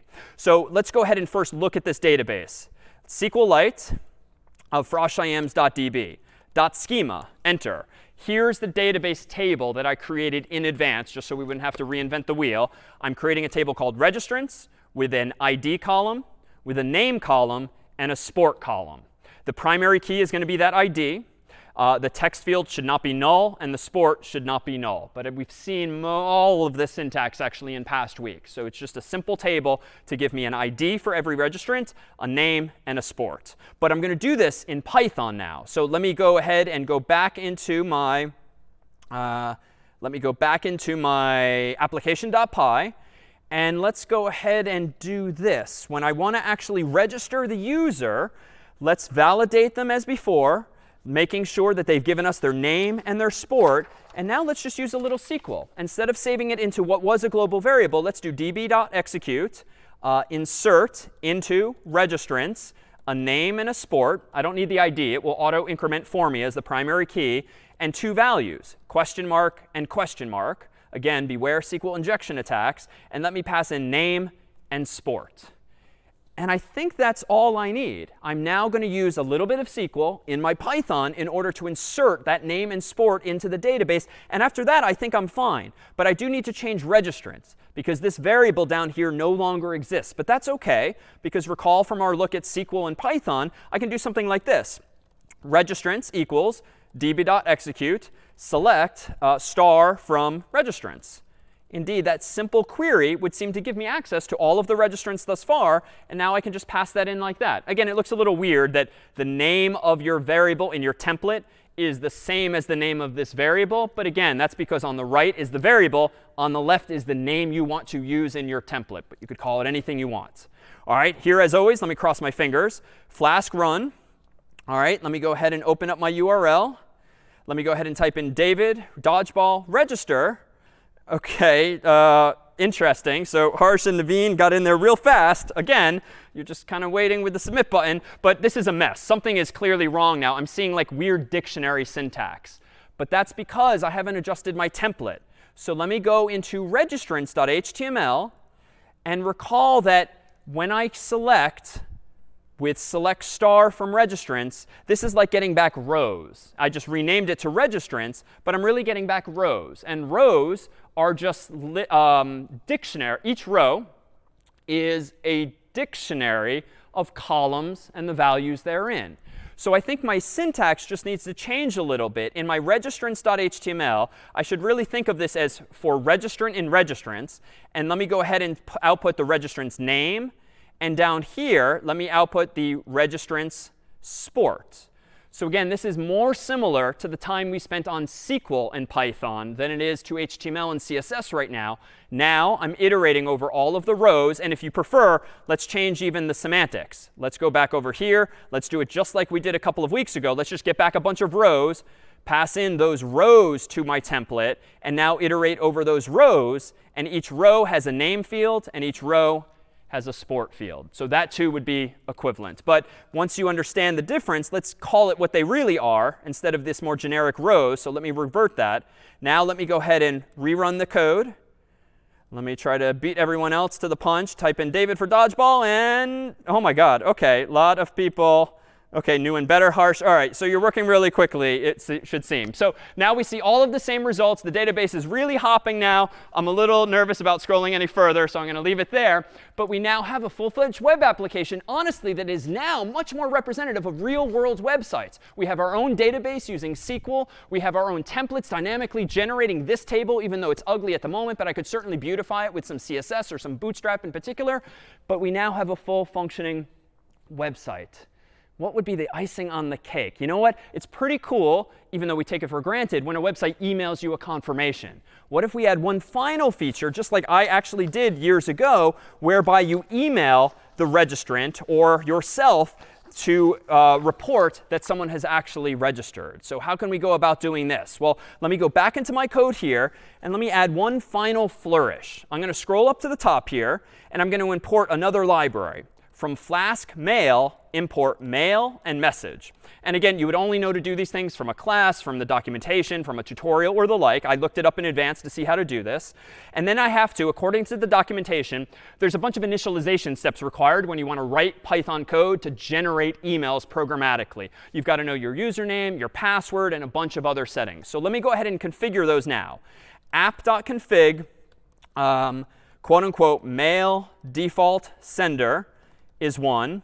And I'm going to go ahead and set that equal to os.getEnv of mail default sender. So default sender refers to a default email address. So for instance, if I wanted all these emails to come from me, I could do something like that. But instead, I'm going to store them in variables elsewhere because I pre-configured my ID in advance so that no one could see my username and password. So I'm just going to grab some of those values from the so-called environment. You won't use this feature too often, but we'll show it to you in the next problem set. It's a way of getting access to a variable that's been defined elsewhere in your IDE or in your Linux system, or Mac or PC more generally.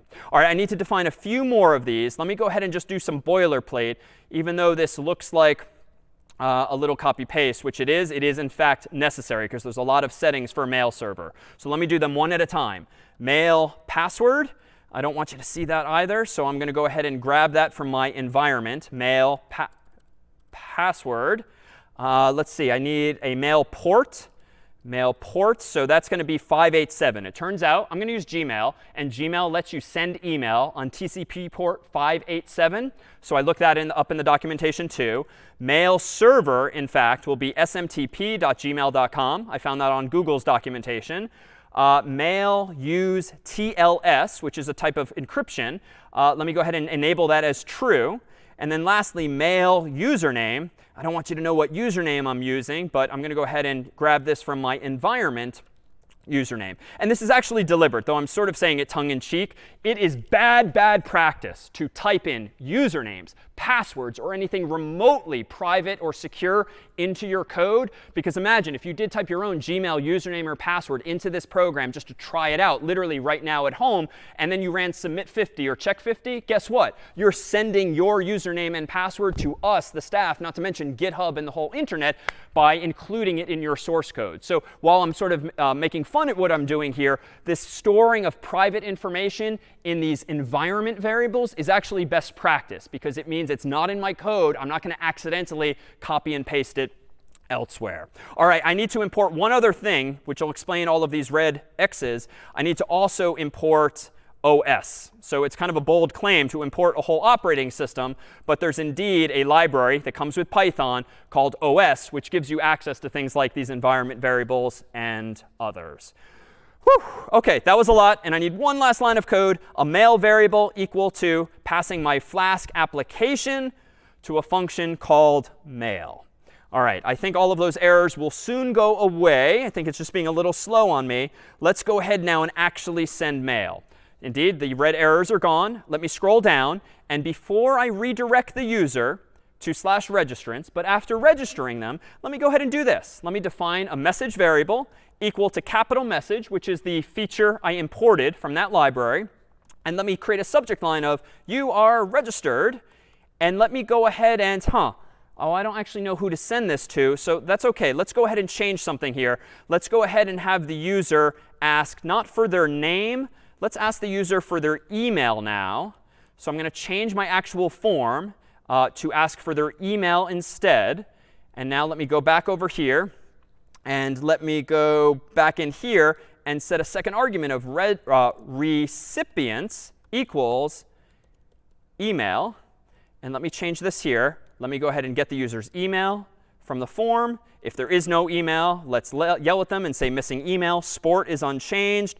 Let's go ahead and insert into registrants. You know what? Let's not bother inserting into the database, actually. Let's keep this super simple. Let's get rid of the SQL stuff. Let's just have it send a confirmation email. So it's even simpler. We'll keep the focus entirely on email here. So I've created the message with the subject line and the to line, so to speak, by the recipients. Now I'm going to go ahead and send mail.send message. Save. Here's where I'm going to cross my fingers as always. I'm going to go ahead now and run this program. I'm going to reload my form here. It's indeed asking me for email. Let me go ahead and type in, let's say, John Harvard's address here. John Harvard, like me, will register for dodgeball. And let me go and click register. Now the website is about to say internal server error, which comes as a surprise to me. But let me see why. Oh, I accidentally am still using the database. So let me fix this. Let me go ahead and, since we're not using the database anymore, let me go ahead and revert to our simpler return render template success.html. All right, user error. Let me go ahead and restart the server. OK, bad gateway, whole other problem. Here we go. J Harvard at CS50. Let me go ahead now and register for dodgeball. Register. Crossing my fingers. I am registered. And indeed, let's go over to my other browser here where I have Gmail open. I am currently masquerading as John Harvard in Gmail here. Let me go ahead and refresh my inbox. And oh my God, a message from the CS50 bot that I am indeed registered. So now we have a programmatic way of sending emails. I hit it twice, so I got 2 emails this time. But indeed, I've now dynamically generated emails as well.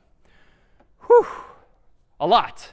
But the ideas really are just based on templates and the idea of sort of putting our controller logic in application.py and all of the user aesthetics in our so-called views. And now that we've had a database, or in some sense an email backend, now we also have the notion of a model where the data is actually being stored, or in this case, sent.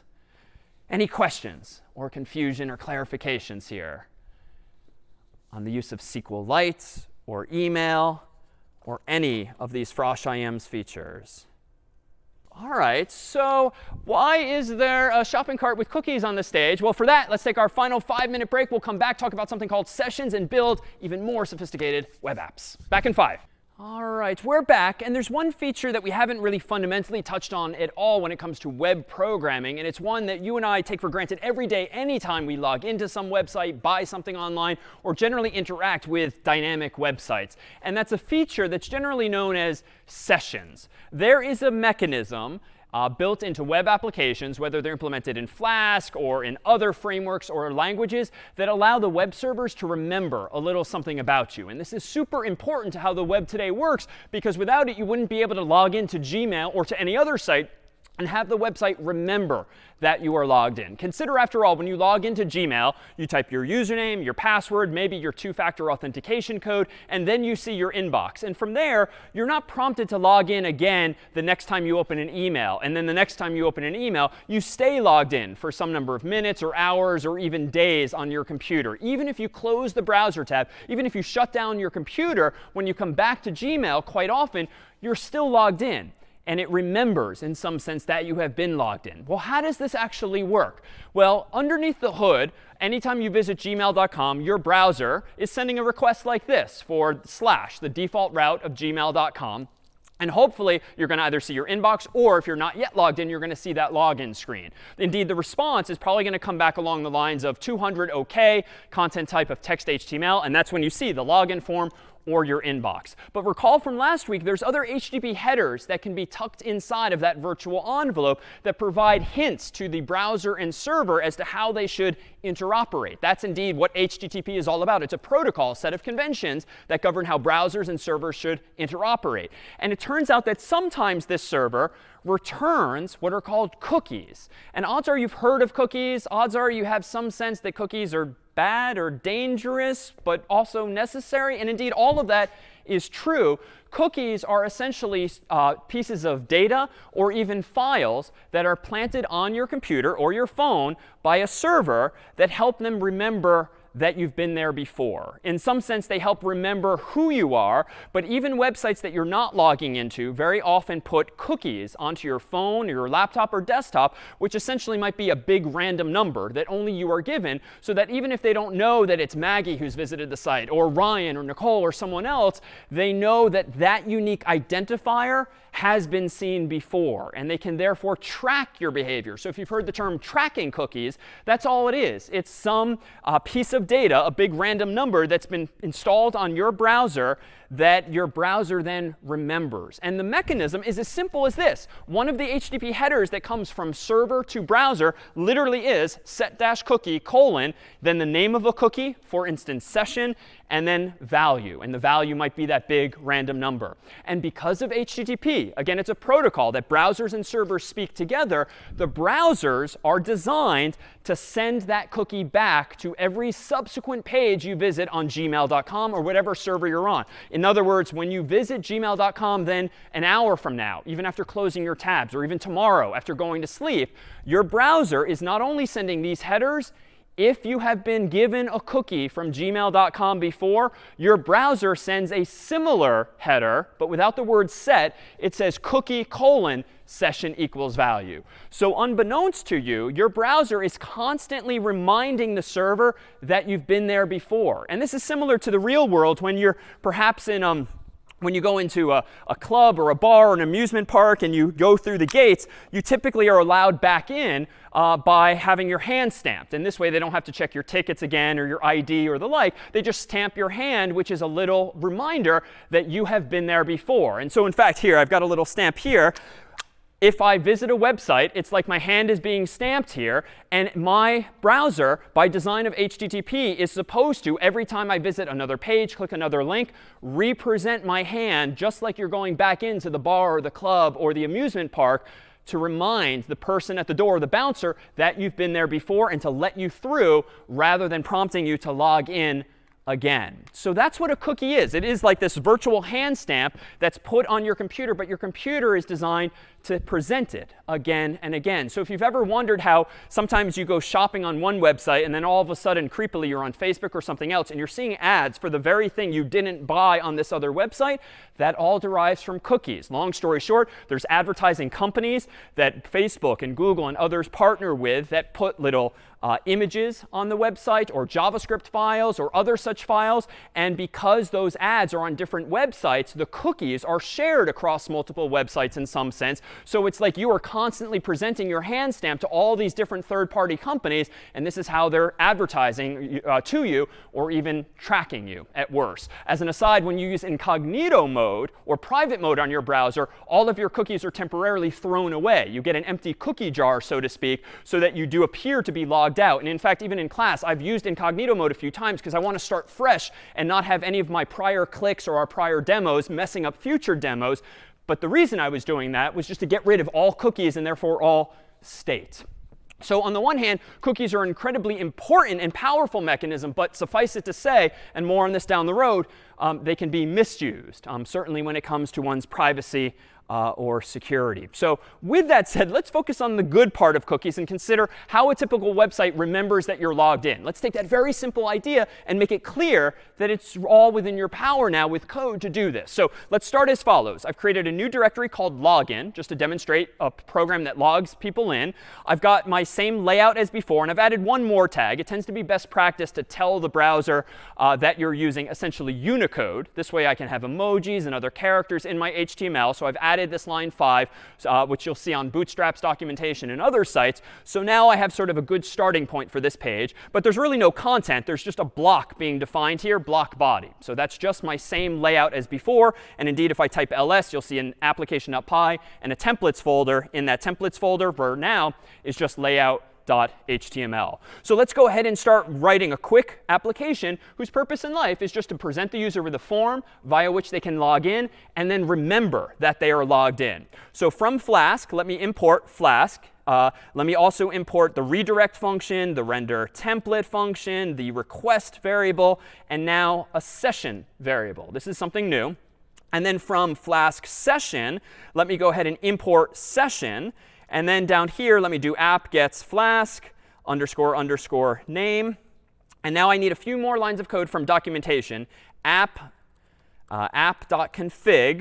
open bracket, session permanent equals false. And again, this is specific only to the library called Flask session that I'm using. And that library is going to enable hand stamps, essentially, for my application. And I'm going to configure it to use literally the file system. So session type equals file system. And file system is just fancy speak for the hard drive or my own IDE account. And this is an alternative to using a database or something else like that. And then session app. So this is just boilerplate. I literally copied these 3 lines from the documentation for this library. But to use this library, and this was also true of the mail library a moment ago, there's another file I should point out. So when I am here, I should create one other file that I mentioned earlier, but we haven't created ourselves, this time called requirements.txt.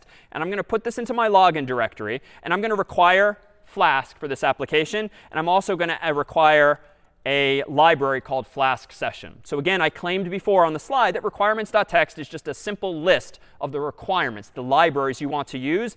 And there are commands you will use at the command line to install those requirements. You won't typically need to do this for the problem set, but just so you've seen it, if you want to install the requirements for a Python application, you typically do a command like this, pip install -r requirements.txt. And I'm not going to do it because I did it in advance. But just know that in order to install libraries, it's much easier in Python than it was, for instance, in C. They tend to be more easily packageable via this technology called pip and things like it. All right, let's go ahead and create a couple routes. App route / def index. So just boilerplate as before. And let's just go ahead and simply return render template of index.html by default. And then let's go ahead and create one other route. App.route / login.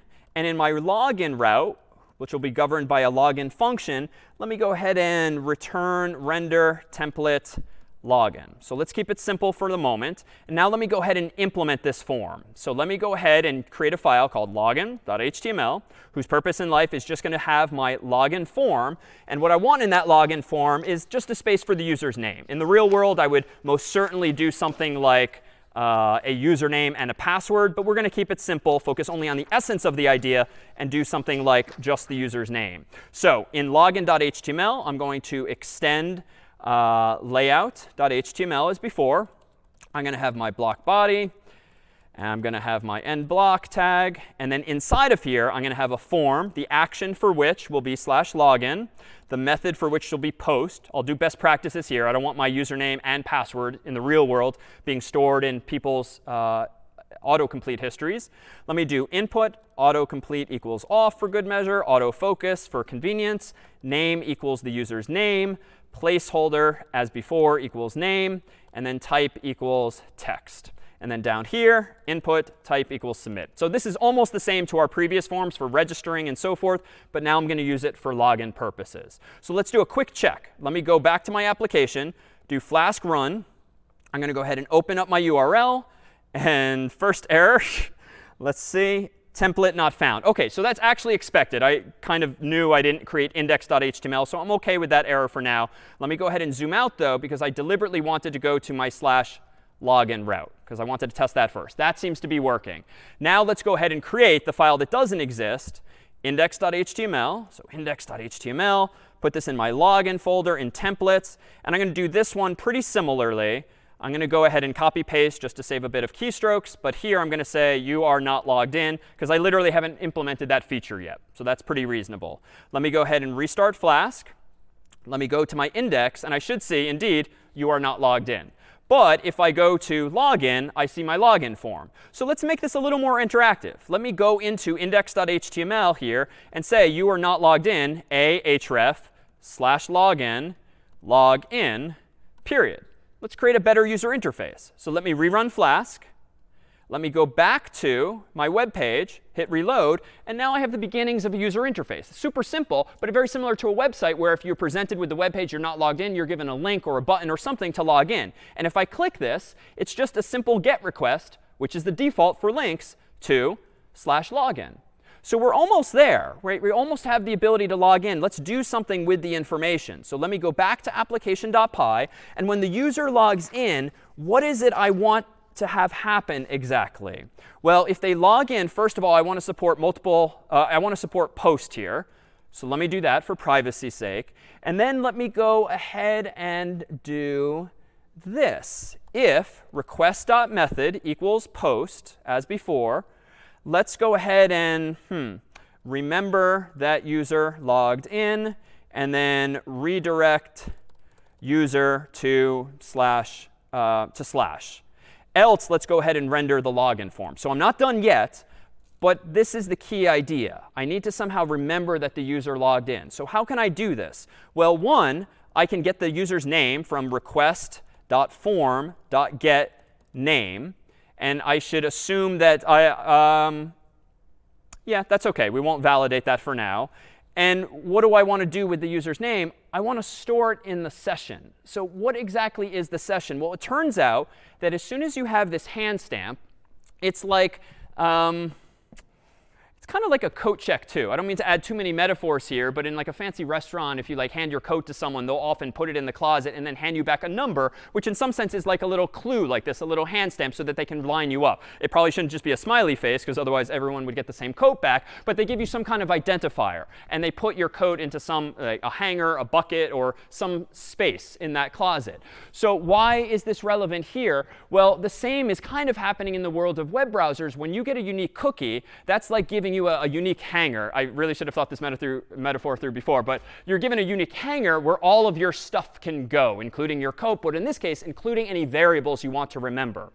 So with that said, what I have access to thanks to Flask, but really thanks to HTTP, is this special variable called session. That is a special variable in that it's on the one hand, global, which means I can use it everywhere. But fancy enough, it's tied to the current user. So even if all of us on Zoom right now visit my URL, is kind of happening anyway, each of us is getting our own copy of a variable called session. And it's implemented underneath the hood by way of this cookie mechanism. Each of us, when you visit my application, are getting a different cookie value. That cookie value is like mapping to a different hanger in the closet so that my data will go on this hanger, your data will go on that hanger, and so forth. And now I'm actually kind of proud of this metaphor that's working out OK. The hanger is going to be where all of our individual data is stored. What do we want to store? This is simple. Let's just store the user's name, thereby remembering that I've logged in, or Brian's logged in, or Sophia's logged in, or Ryan's logged in, or anyone else. But the session global variable here that I've highlighted in this very first line is going to be implemented by Flask for us in such a way that each of us as users get our own version thereof. So I'm going to quite simply use this as a dictionary in Python. I'm going to go ahead and add to the session here the user's name as name. And I don't even need this variable now. Let me tighten this up just a little bit. Let me go ahead and just store in the session, which is like this hanger, the key of name and the value of whatever the user logged in as. And redirects I know how to do. Let me go ahead and return redirect slash. Let me get rid of my pseudocode. And I think that's it. That is sufficient, to remember that a user has logged in. You sort of put their name in the session, but then it stands to reason that we need to check for this value. So now let's improve index.html, which at the moment just blindly says always you are not logged in. Well, let's actually make that decision, not just hard code that. So let's do this. If not session.getName, This is the syntax for saying if there's no name in the session, then go ahead and return redirect /login.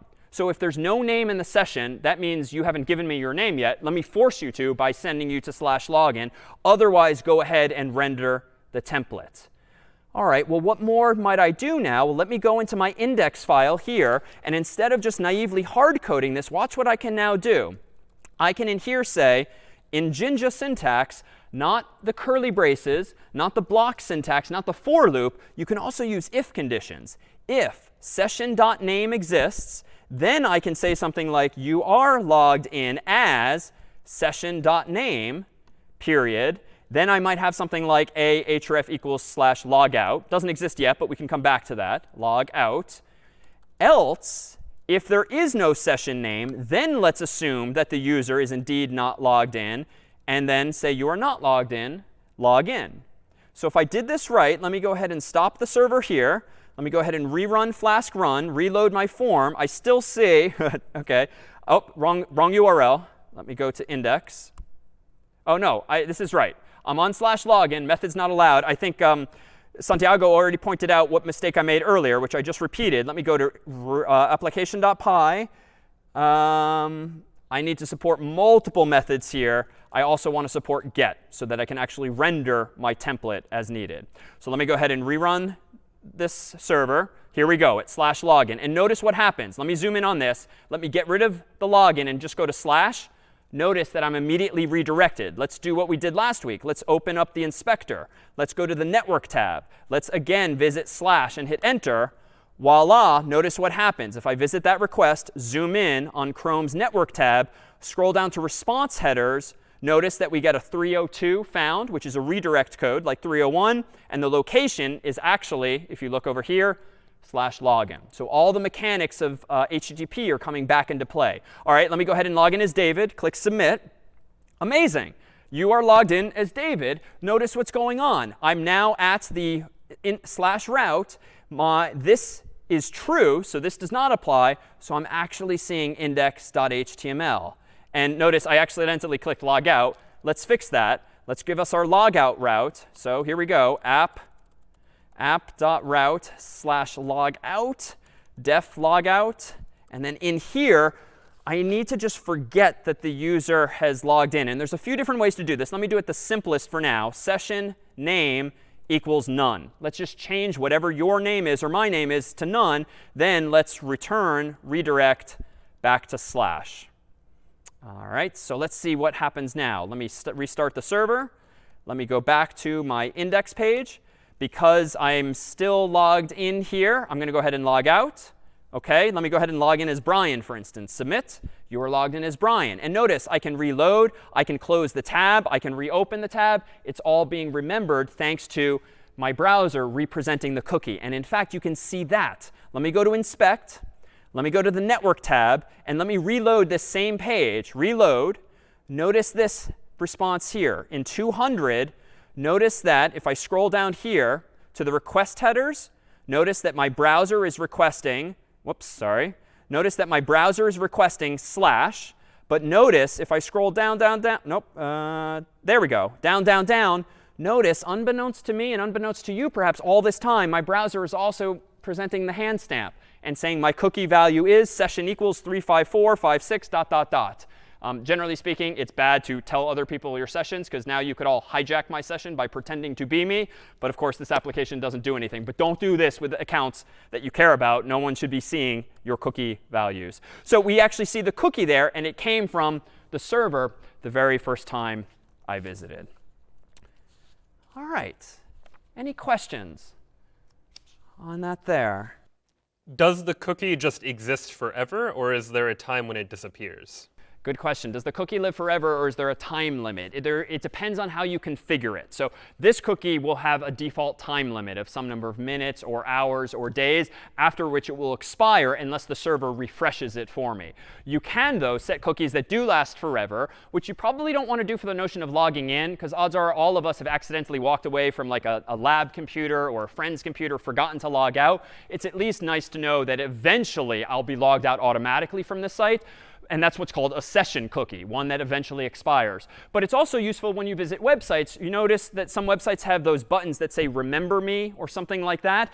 Well, you can actually set permanent cookies that don't just store some random value on your computer. They actually store some piece of information that gets pre-filled into forms subsequently. And this is useful to remember your preferred settings for a website. If you've customized something, if you're in night mode or day mode or something like that, it can remember those kinds of settings. And even CS50's website remembers what your selection was. When you log into some of CS50's websites, you'll sometimes see a login prompt for Harvard or Yale. And if you've never noticed, I regret this because we put a lot of effort into this, it remembers if you used Harvard last time or used Yale last time, so you don't have to constantly interact with the dropdown. It just remembers your implied preference. We do that using cookies. And so as an at-home exercise, if of interest, truly do start opening the browser's network tab, start looking at those headers, and you can begin to infer how all of today's websites work. And in fact, it's becoming increasingly a challenge to implement things with cookies because, long story short, a lot of the browser manufacturers are finally starting to disable what are called third-party cookies, those sort of advertising style cookies that come from other servers, not gmail.com, not facebook.com, but other servers that are all too often used to track people. But if, recently, especially in the EU and now more recently in the US, if you've ever had to click boxes saying, I accept cookies, I accept necessary cookies, and so forth, honestly, this is sort of a nice idea, but it's also a little silly in that now the world is just conditioning you and me to just constantly click these boxes without really thinking of it. But what you're really doing is granting permission when you click those boxes to allow your hand to be stamped. All right, any questions then on cookies or on how we've gone about implementing this login mechanism? Seeing anything on your end, Brian? Nothing else here. All right, well, let me go ahead and do this. Let me go ahead and get ready an example that we made in advance that will allow us to explore a full-fledged e-commerce site, a store of some sort.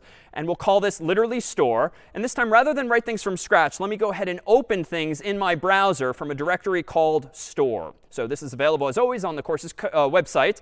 And let me go ahead here and into store. Let me go ahead and open up application.py, requirements.txt, and my templates, including layout, books, and cart. So this is a good exercise in honestly reading someone else's sizable amount of code. It's a few files. How do you even begin? When you've downloaded a program like this, when you've downloaded distribution code for CS50 or any other course, how do you begin to wrap your mind around it? Well, again, if you understand what the roles are played by these different files, application.py is your controller. Anything ending in .html and templates is a view. You can begin to sort of follow the breadcrumbs and figure out what does what in these files. So let's start with application.py. Notice I'm importing CS50's library, a bunch of Flask functionality, including session support. Below that, I'm initializing the application, as I've done before. And below that, I'm connecting to a database which contains a whole bunch of products in a store, books in this case. I then configure sessions, and we just did that. So that code is the same as before. And I think we can begin to infer what this website's going to do. So my default / route has an index function. And it looks like there's a table in that database called books. So I'm selecting star from books to get me all the books. And then it looks like I'm rendering a template called books.html, and I'm passing in those books. So let's follow the breadcrumbs here and go into books.html. It looks like books.html extends layout.html. All right, let's look at layout.html. Nothing really interesting going on there, just the boilerplate placeholder code that we've seen before. So I'm going to close that and assume that it's not interesting. Been there, done that. But books.html, if we continue further, is a little juicy. We've got my block body between lines 3 and 14. In there, I've got a h1 tag just saying books at the top of the page. And then I've got a for loop in my template, again using Jinja syntax, that has below that an h2 with apparently the title of a book. And then below that, a form. And I haven't seen all of these features before. Like, I'm not sure yet what hidden means. But notice that I do recognize a submit button that has a value of add to cart. So it sounds like we're implementing a shopping catalog for like an Amazon.com or some kind of bookstore online. All right. So now let's go back to application.py. And let's look in cart. It looks like cart supports both get and post. All right, so maybe I'm using the same route to handle two different things, and we've seen that before. The function's called cart, which makes sense. This thing, let's come back to this just to initialize our session. We'll come back to that. And it looks like there's not much more to this program. If get is the verb, let's focus on the bottom first. So let's ignore the if condition. What am I doing? Selecting star from books where the ID of the book is in this list of books. Well, where is this list of books coming from? Session, quote unquote, cart. So in the last example, I used the session to store your name and my name and everyone's name on a per user basis. Now I'm using it to store what we'll call a shopping cart. And indeed, this is the reason why there's a shopping cart, thanks to our friends at the theater on stage. This is how shopping carts are implemented on websites via cookies underneath the hood to give you the illusion of user-specific variables, dictionaries, that you can store anything you want in there. So it looks like my session cart key is going to have a value equal to like the IDs of a whole bunch of books. I don't know how they're there yet, but let's assume that's what I'm interpreting. And then down here, I'm just rendering a template called cart.html, passing in the books from the database. So how do they get into the session? Well, if the user submits the form to the cart, I think this code is now relevant. If the user posts to /cart, it looks like I'm going to get the ID that they've typed in, maybe. And if there is, in fact, an ID, and it's not none, it's not the default value of none, I'm going to go ahead and append to the cart the ID of that book. And then I'm going to redirect the user to cart. So I think that's enough complexity that I think it's time to look at what's actually going on. So let me go ahead and do exactly that. Let me scroll up and run flask run. Let me go ahead and open my URL. OK, it's not the prettiest of website, but it looks like my database has like all 7 Harry Potter books in it. And notice that each of them has a button, add to cart, add to cart, add to cart. Let's look at the HTML source to see what my books.html template generated. Kind of interesting. So there's that h1 books at the top. Here's the first of my h2s with the title of the book. Notice that there's this funky symbol here because it's like a curly quote. So this is one of those HTML entities that lets you output symbols that you couldn't type easily on your keyboard. Here's my first form that I dynamically outputted. And I claimed earlier that I didn't know what hidden was, but it does what it says. It allows you to submit a piece of data in a form that is visually hidden from the user. It's not a text box that they can type into, but it is there. And what's cool about this is that, notice, I gave it a value of 1. But in this form, I gave that hidden field a value of 2. Down here, a value of 3. Well, why is that? Let me go into my IDE for just a moment. Let me run SQLite on my store.db.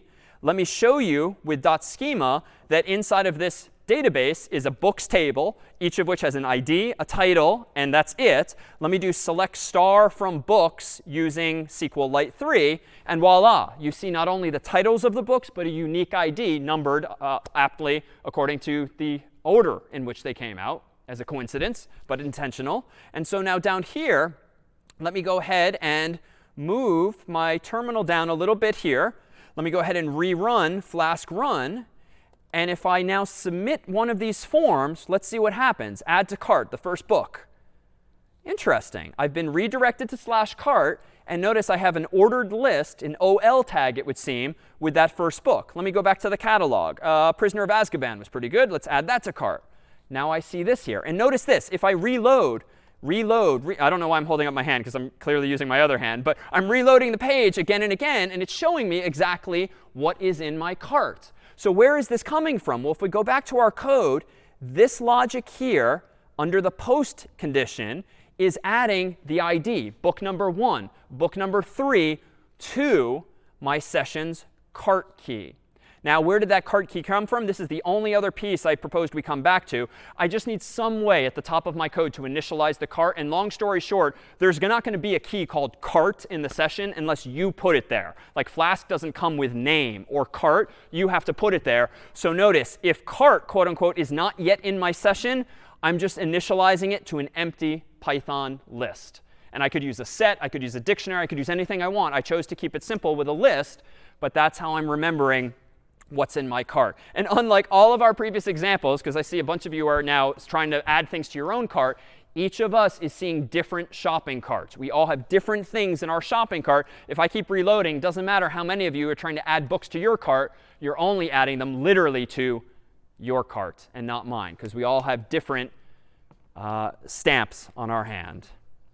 All right, so here too, I would encourage you when next time you go on Amazon and like add something to your cart, like literally that is all that's happening underneath the hood. And Amazon surely has other features. You can change quantities, which is kind of nice. You can add things to wish lists, which is nice. But all of that, if you start looking at the HTML and you look at the network requests going back and forth, all of those features that we just take for granted these days are just built on very simple, relatively simple HTML forms and these inputs and these buttons, and on the server, these sessions. And Amazon might be using a different language, a different framework, but all of these ideas are the same. And so indeed, this week is not about teaching you Flask, which in a few years' time will probably be irrelevant. It's about teaching these ideas and principles of these HTTP requests and responses, these cookies, these sessions, and the features that we can therefore build on top of them.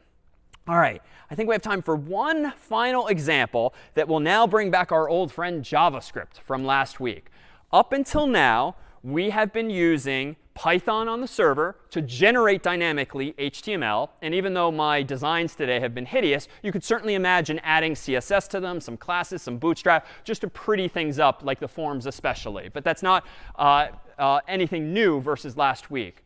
But last week we did have JavaScript as a programming language, but it was a client-side programming language, at least in our usage thereof. It was a way of getting the user's browsers to run code, conditions and functions and loops and so forth, on the browser, not on the server. Today we've introduced Python again, so we have now the ability to do something on the server.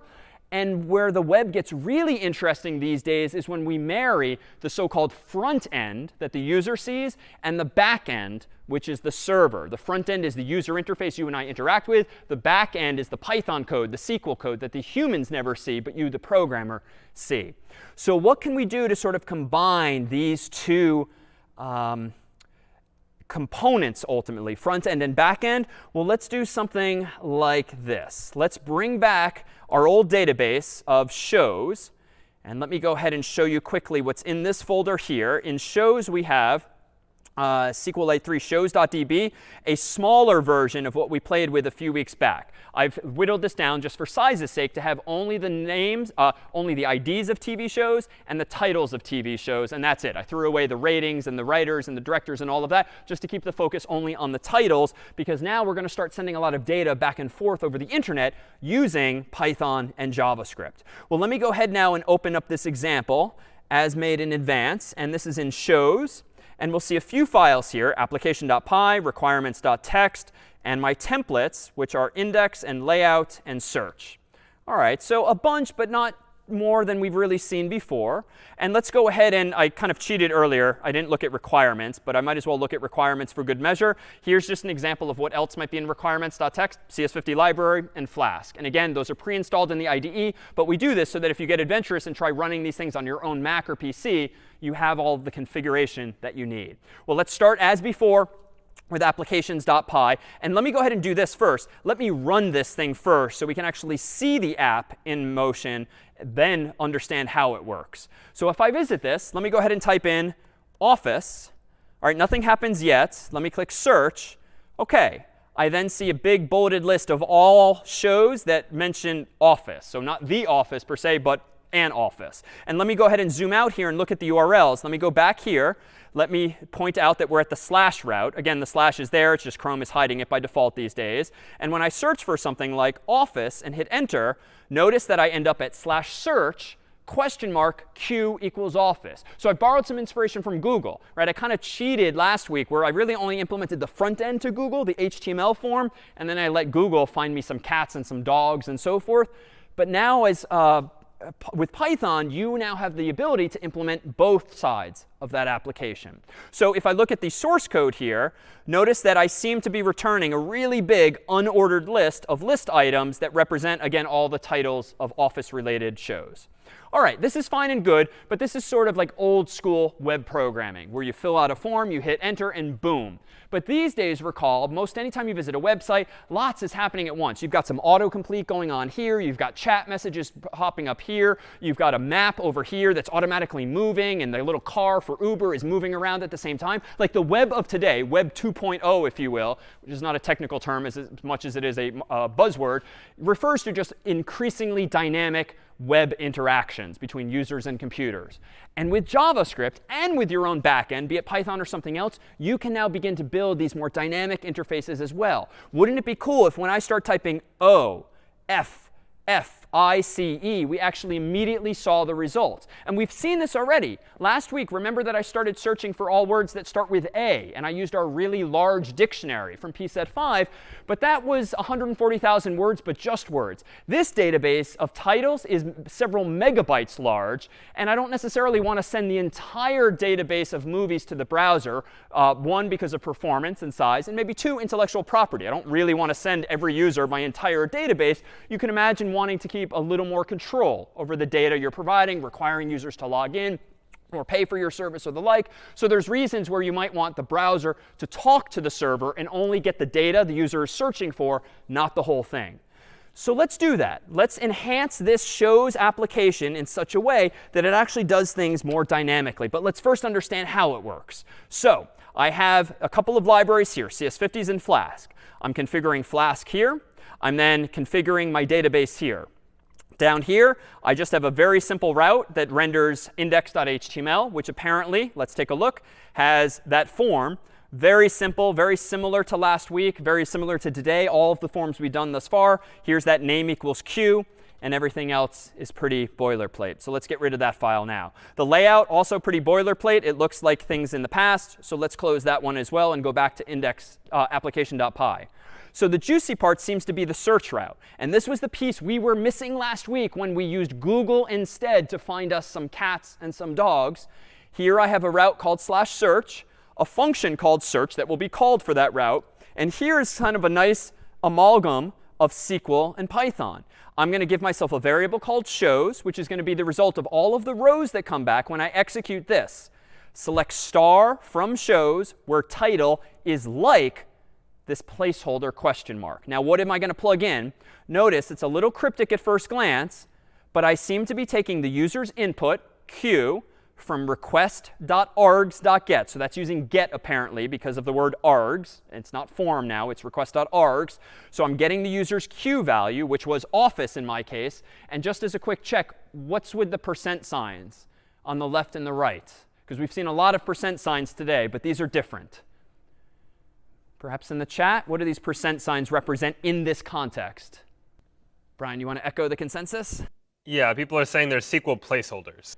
Yeah, so SQL wildcard placeholders. That means 0 or more characters to the left, 0 or more to the right. This is why I was getting matches with office at the beginning of the word, office at the end, and office in the middle. If I really wanted to be anal, I could get rid of the percent signs and require only a perfect match, but that's not my goal with this particular implementation.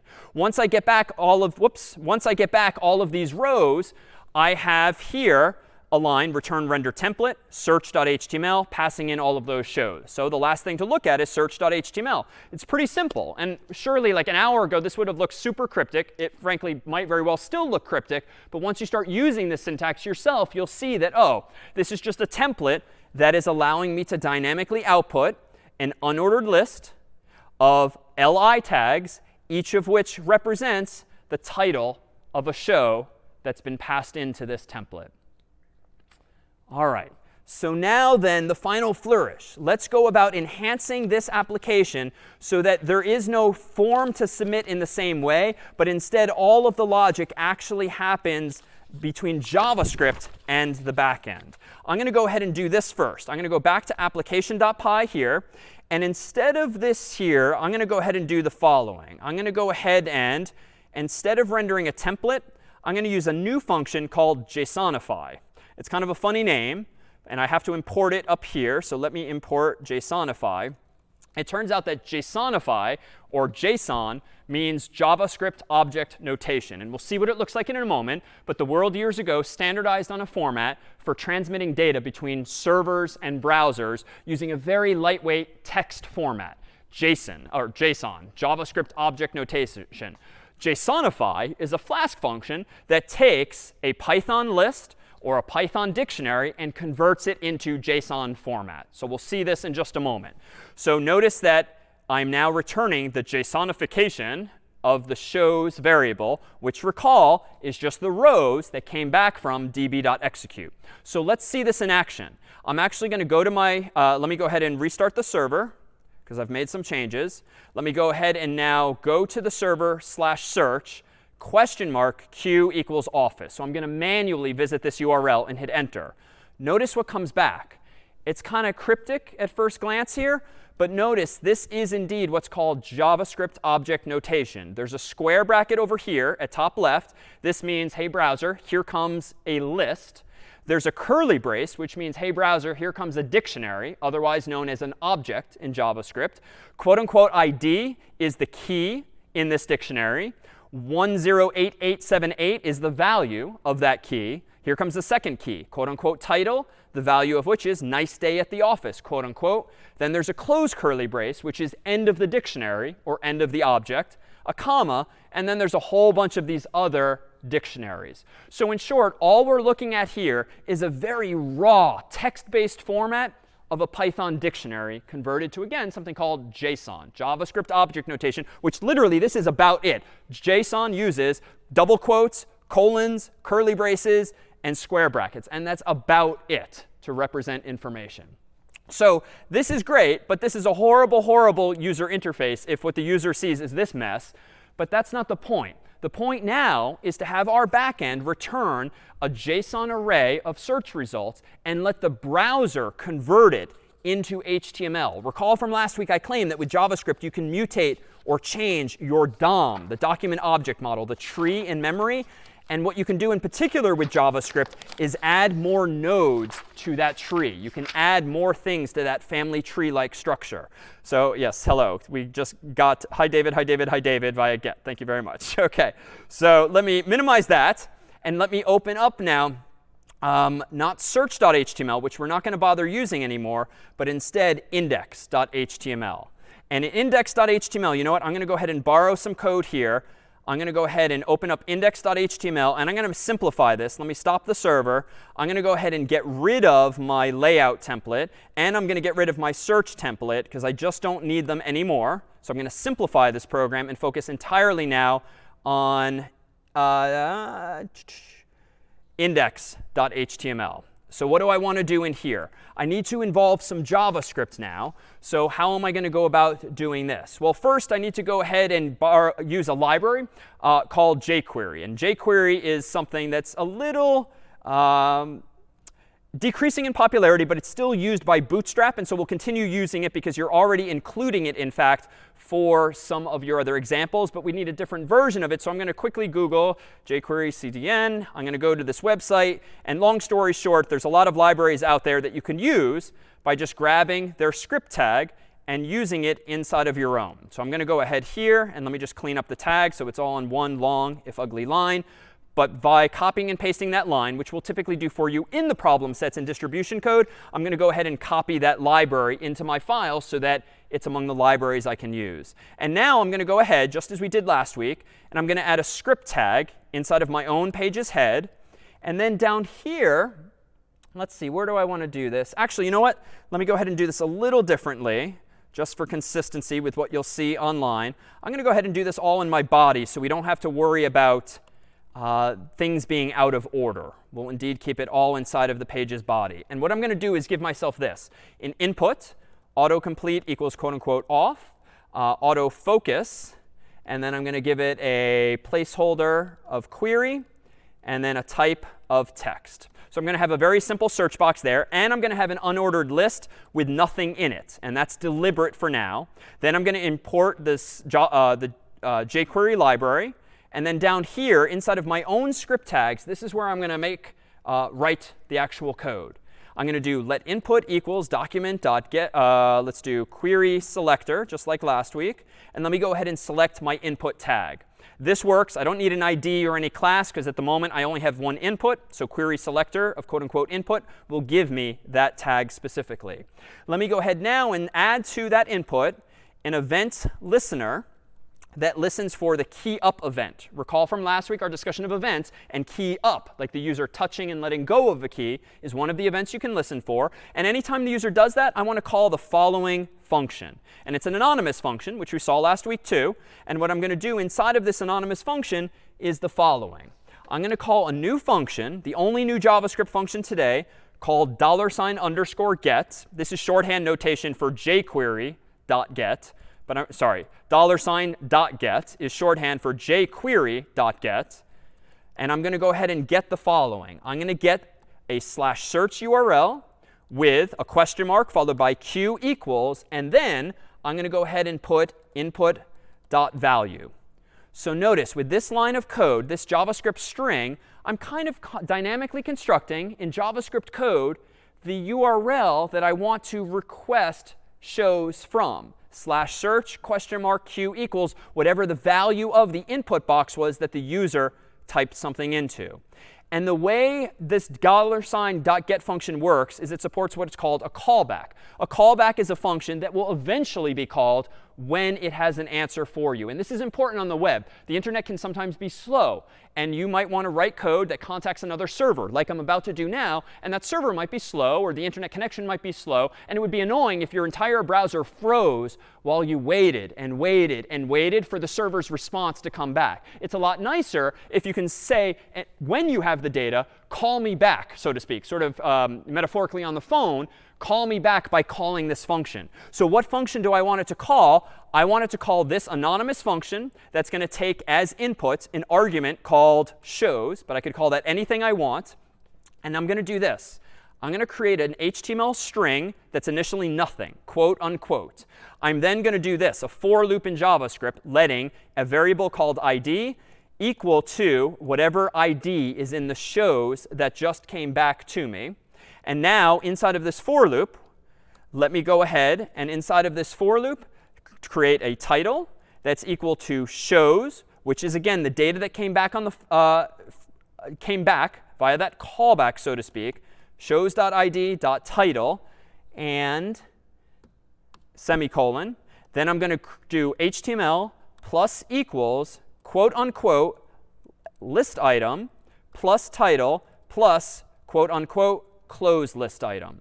Then down here, lastly, I'm going to do document.querySelector, quote unquote, ul.innerHTML gets HTML. All right, this is definitely the craziest thing we've done thus far today, and it's tying together so many different ideas, not to mention new syntax. So of all the examples, don't worry too much if this is just a lot at once. The goal really now is not to introduce you to this syntax so that you can repeat it tomorrow, but rather the idea of what we're doing. So what are we doing? We have a simple web page with a text input. We've got a simple web page with an unordered list that's currently empty. Below that, we're including this third-party JavaScript library called jQuery, which Bootstrap also happens to use for some of its graphical components. Then I have my own JavaScript code that first declares a variable that gives me access to the input tag on my own web page a few lines above. I'm then using this fancy function, $get, to do what's called an AJAX call. AJAX refers to the ability for a web page to make additional HTTP requests programmatically to a server. This is how all websites today get your chat messages if a friend just messaged you on some platform. It's how when you're typing in your address, it can autocomplete your address based on the entire globe's worth of addresses. It's how Google search autocomplete works as well. $.get is a function built into jQuery that's using some standard JavaScript functionality that's going to allow me to visit the URL that ends with /search q equals whatever the human typed in. And when the response is ready, this anonymous function is going to get called back, and it's going to be handed an input, an argument called shows that is going to equal this stuff. This is what my JavaScript function is going to receive as its shows argument. And notice it's a list or an array inside of which is a list of dictionaries or objects with two keys, ID and title. This, let me stipulate, happens to be the syntax in JavaScript for iterating over such a data structure. And this happens to be the syntax in JavaScript for allowing me to create one line after another li, appending it using concatenation to this variable called HTML. And this very last line of code says to the browser, go select me that UL and plug into its inner HTML, the contents of it, the value of my variable. And now crossing my fingers, I did not screw up syntactically. Let me go ahead and do Flask run. I still need to run Flask because I do have a backend here. Let me go back to my browser and reload the /route.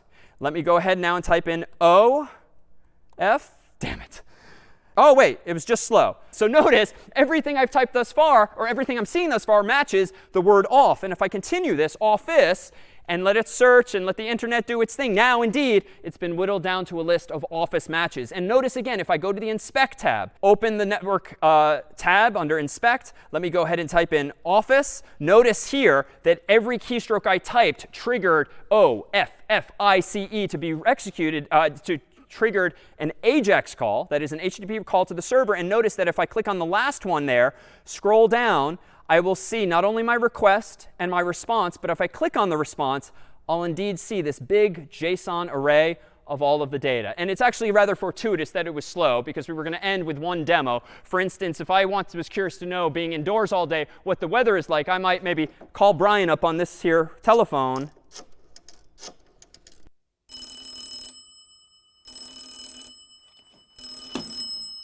Hello? Hi, Brian. Do you know what the weather is like outside today? I haven't been outside in a little bit, but I can check and I will call you back. OK, and notice it would be annoying if I had to wait on the phone for him to go outside. So I'm going to hang up, and I'm just going to wait for him to call me back. And that's exactly what's happening in my code. When I pass this anonymous function to this get function, and the get here means HTTP get, this is telling the browser, call this function once you have the answer, much like hopefully Brian's about to have the and indeed, the call back. Hello. Hi.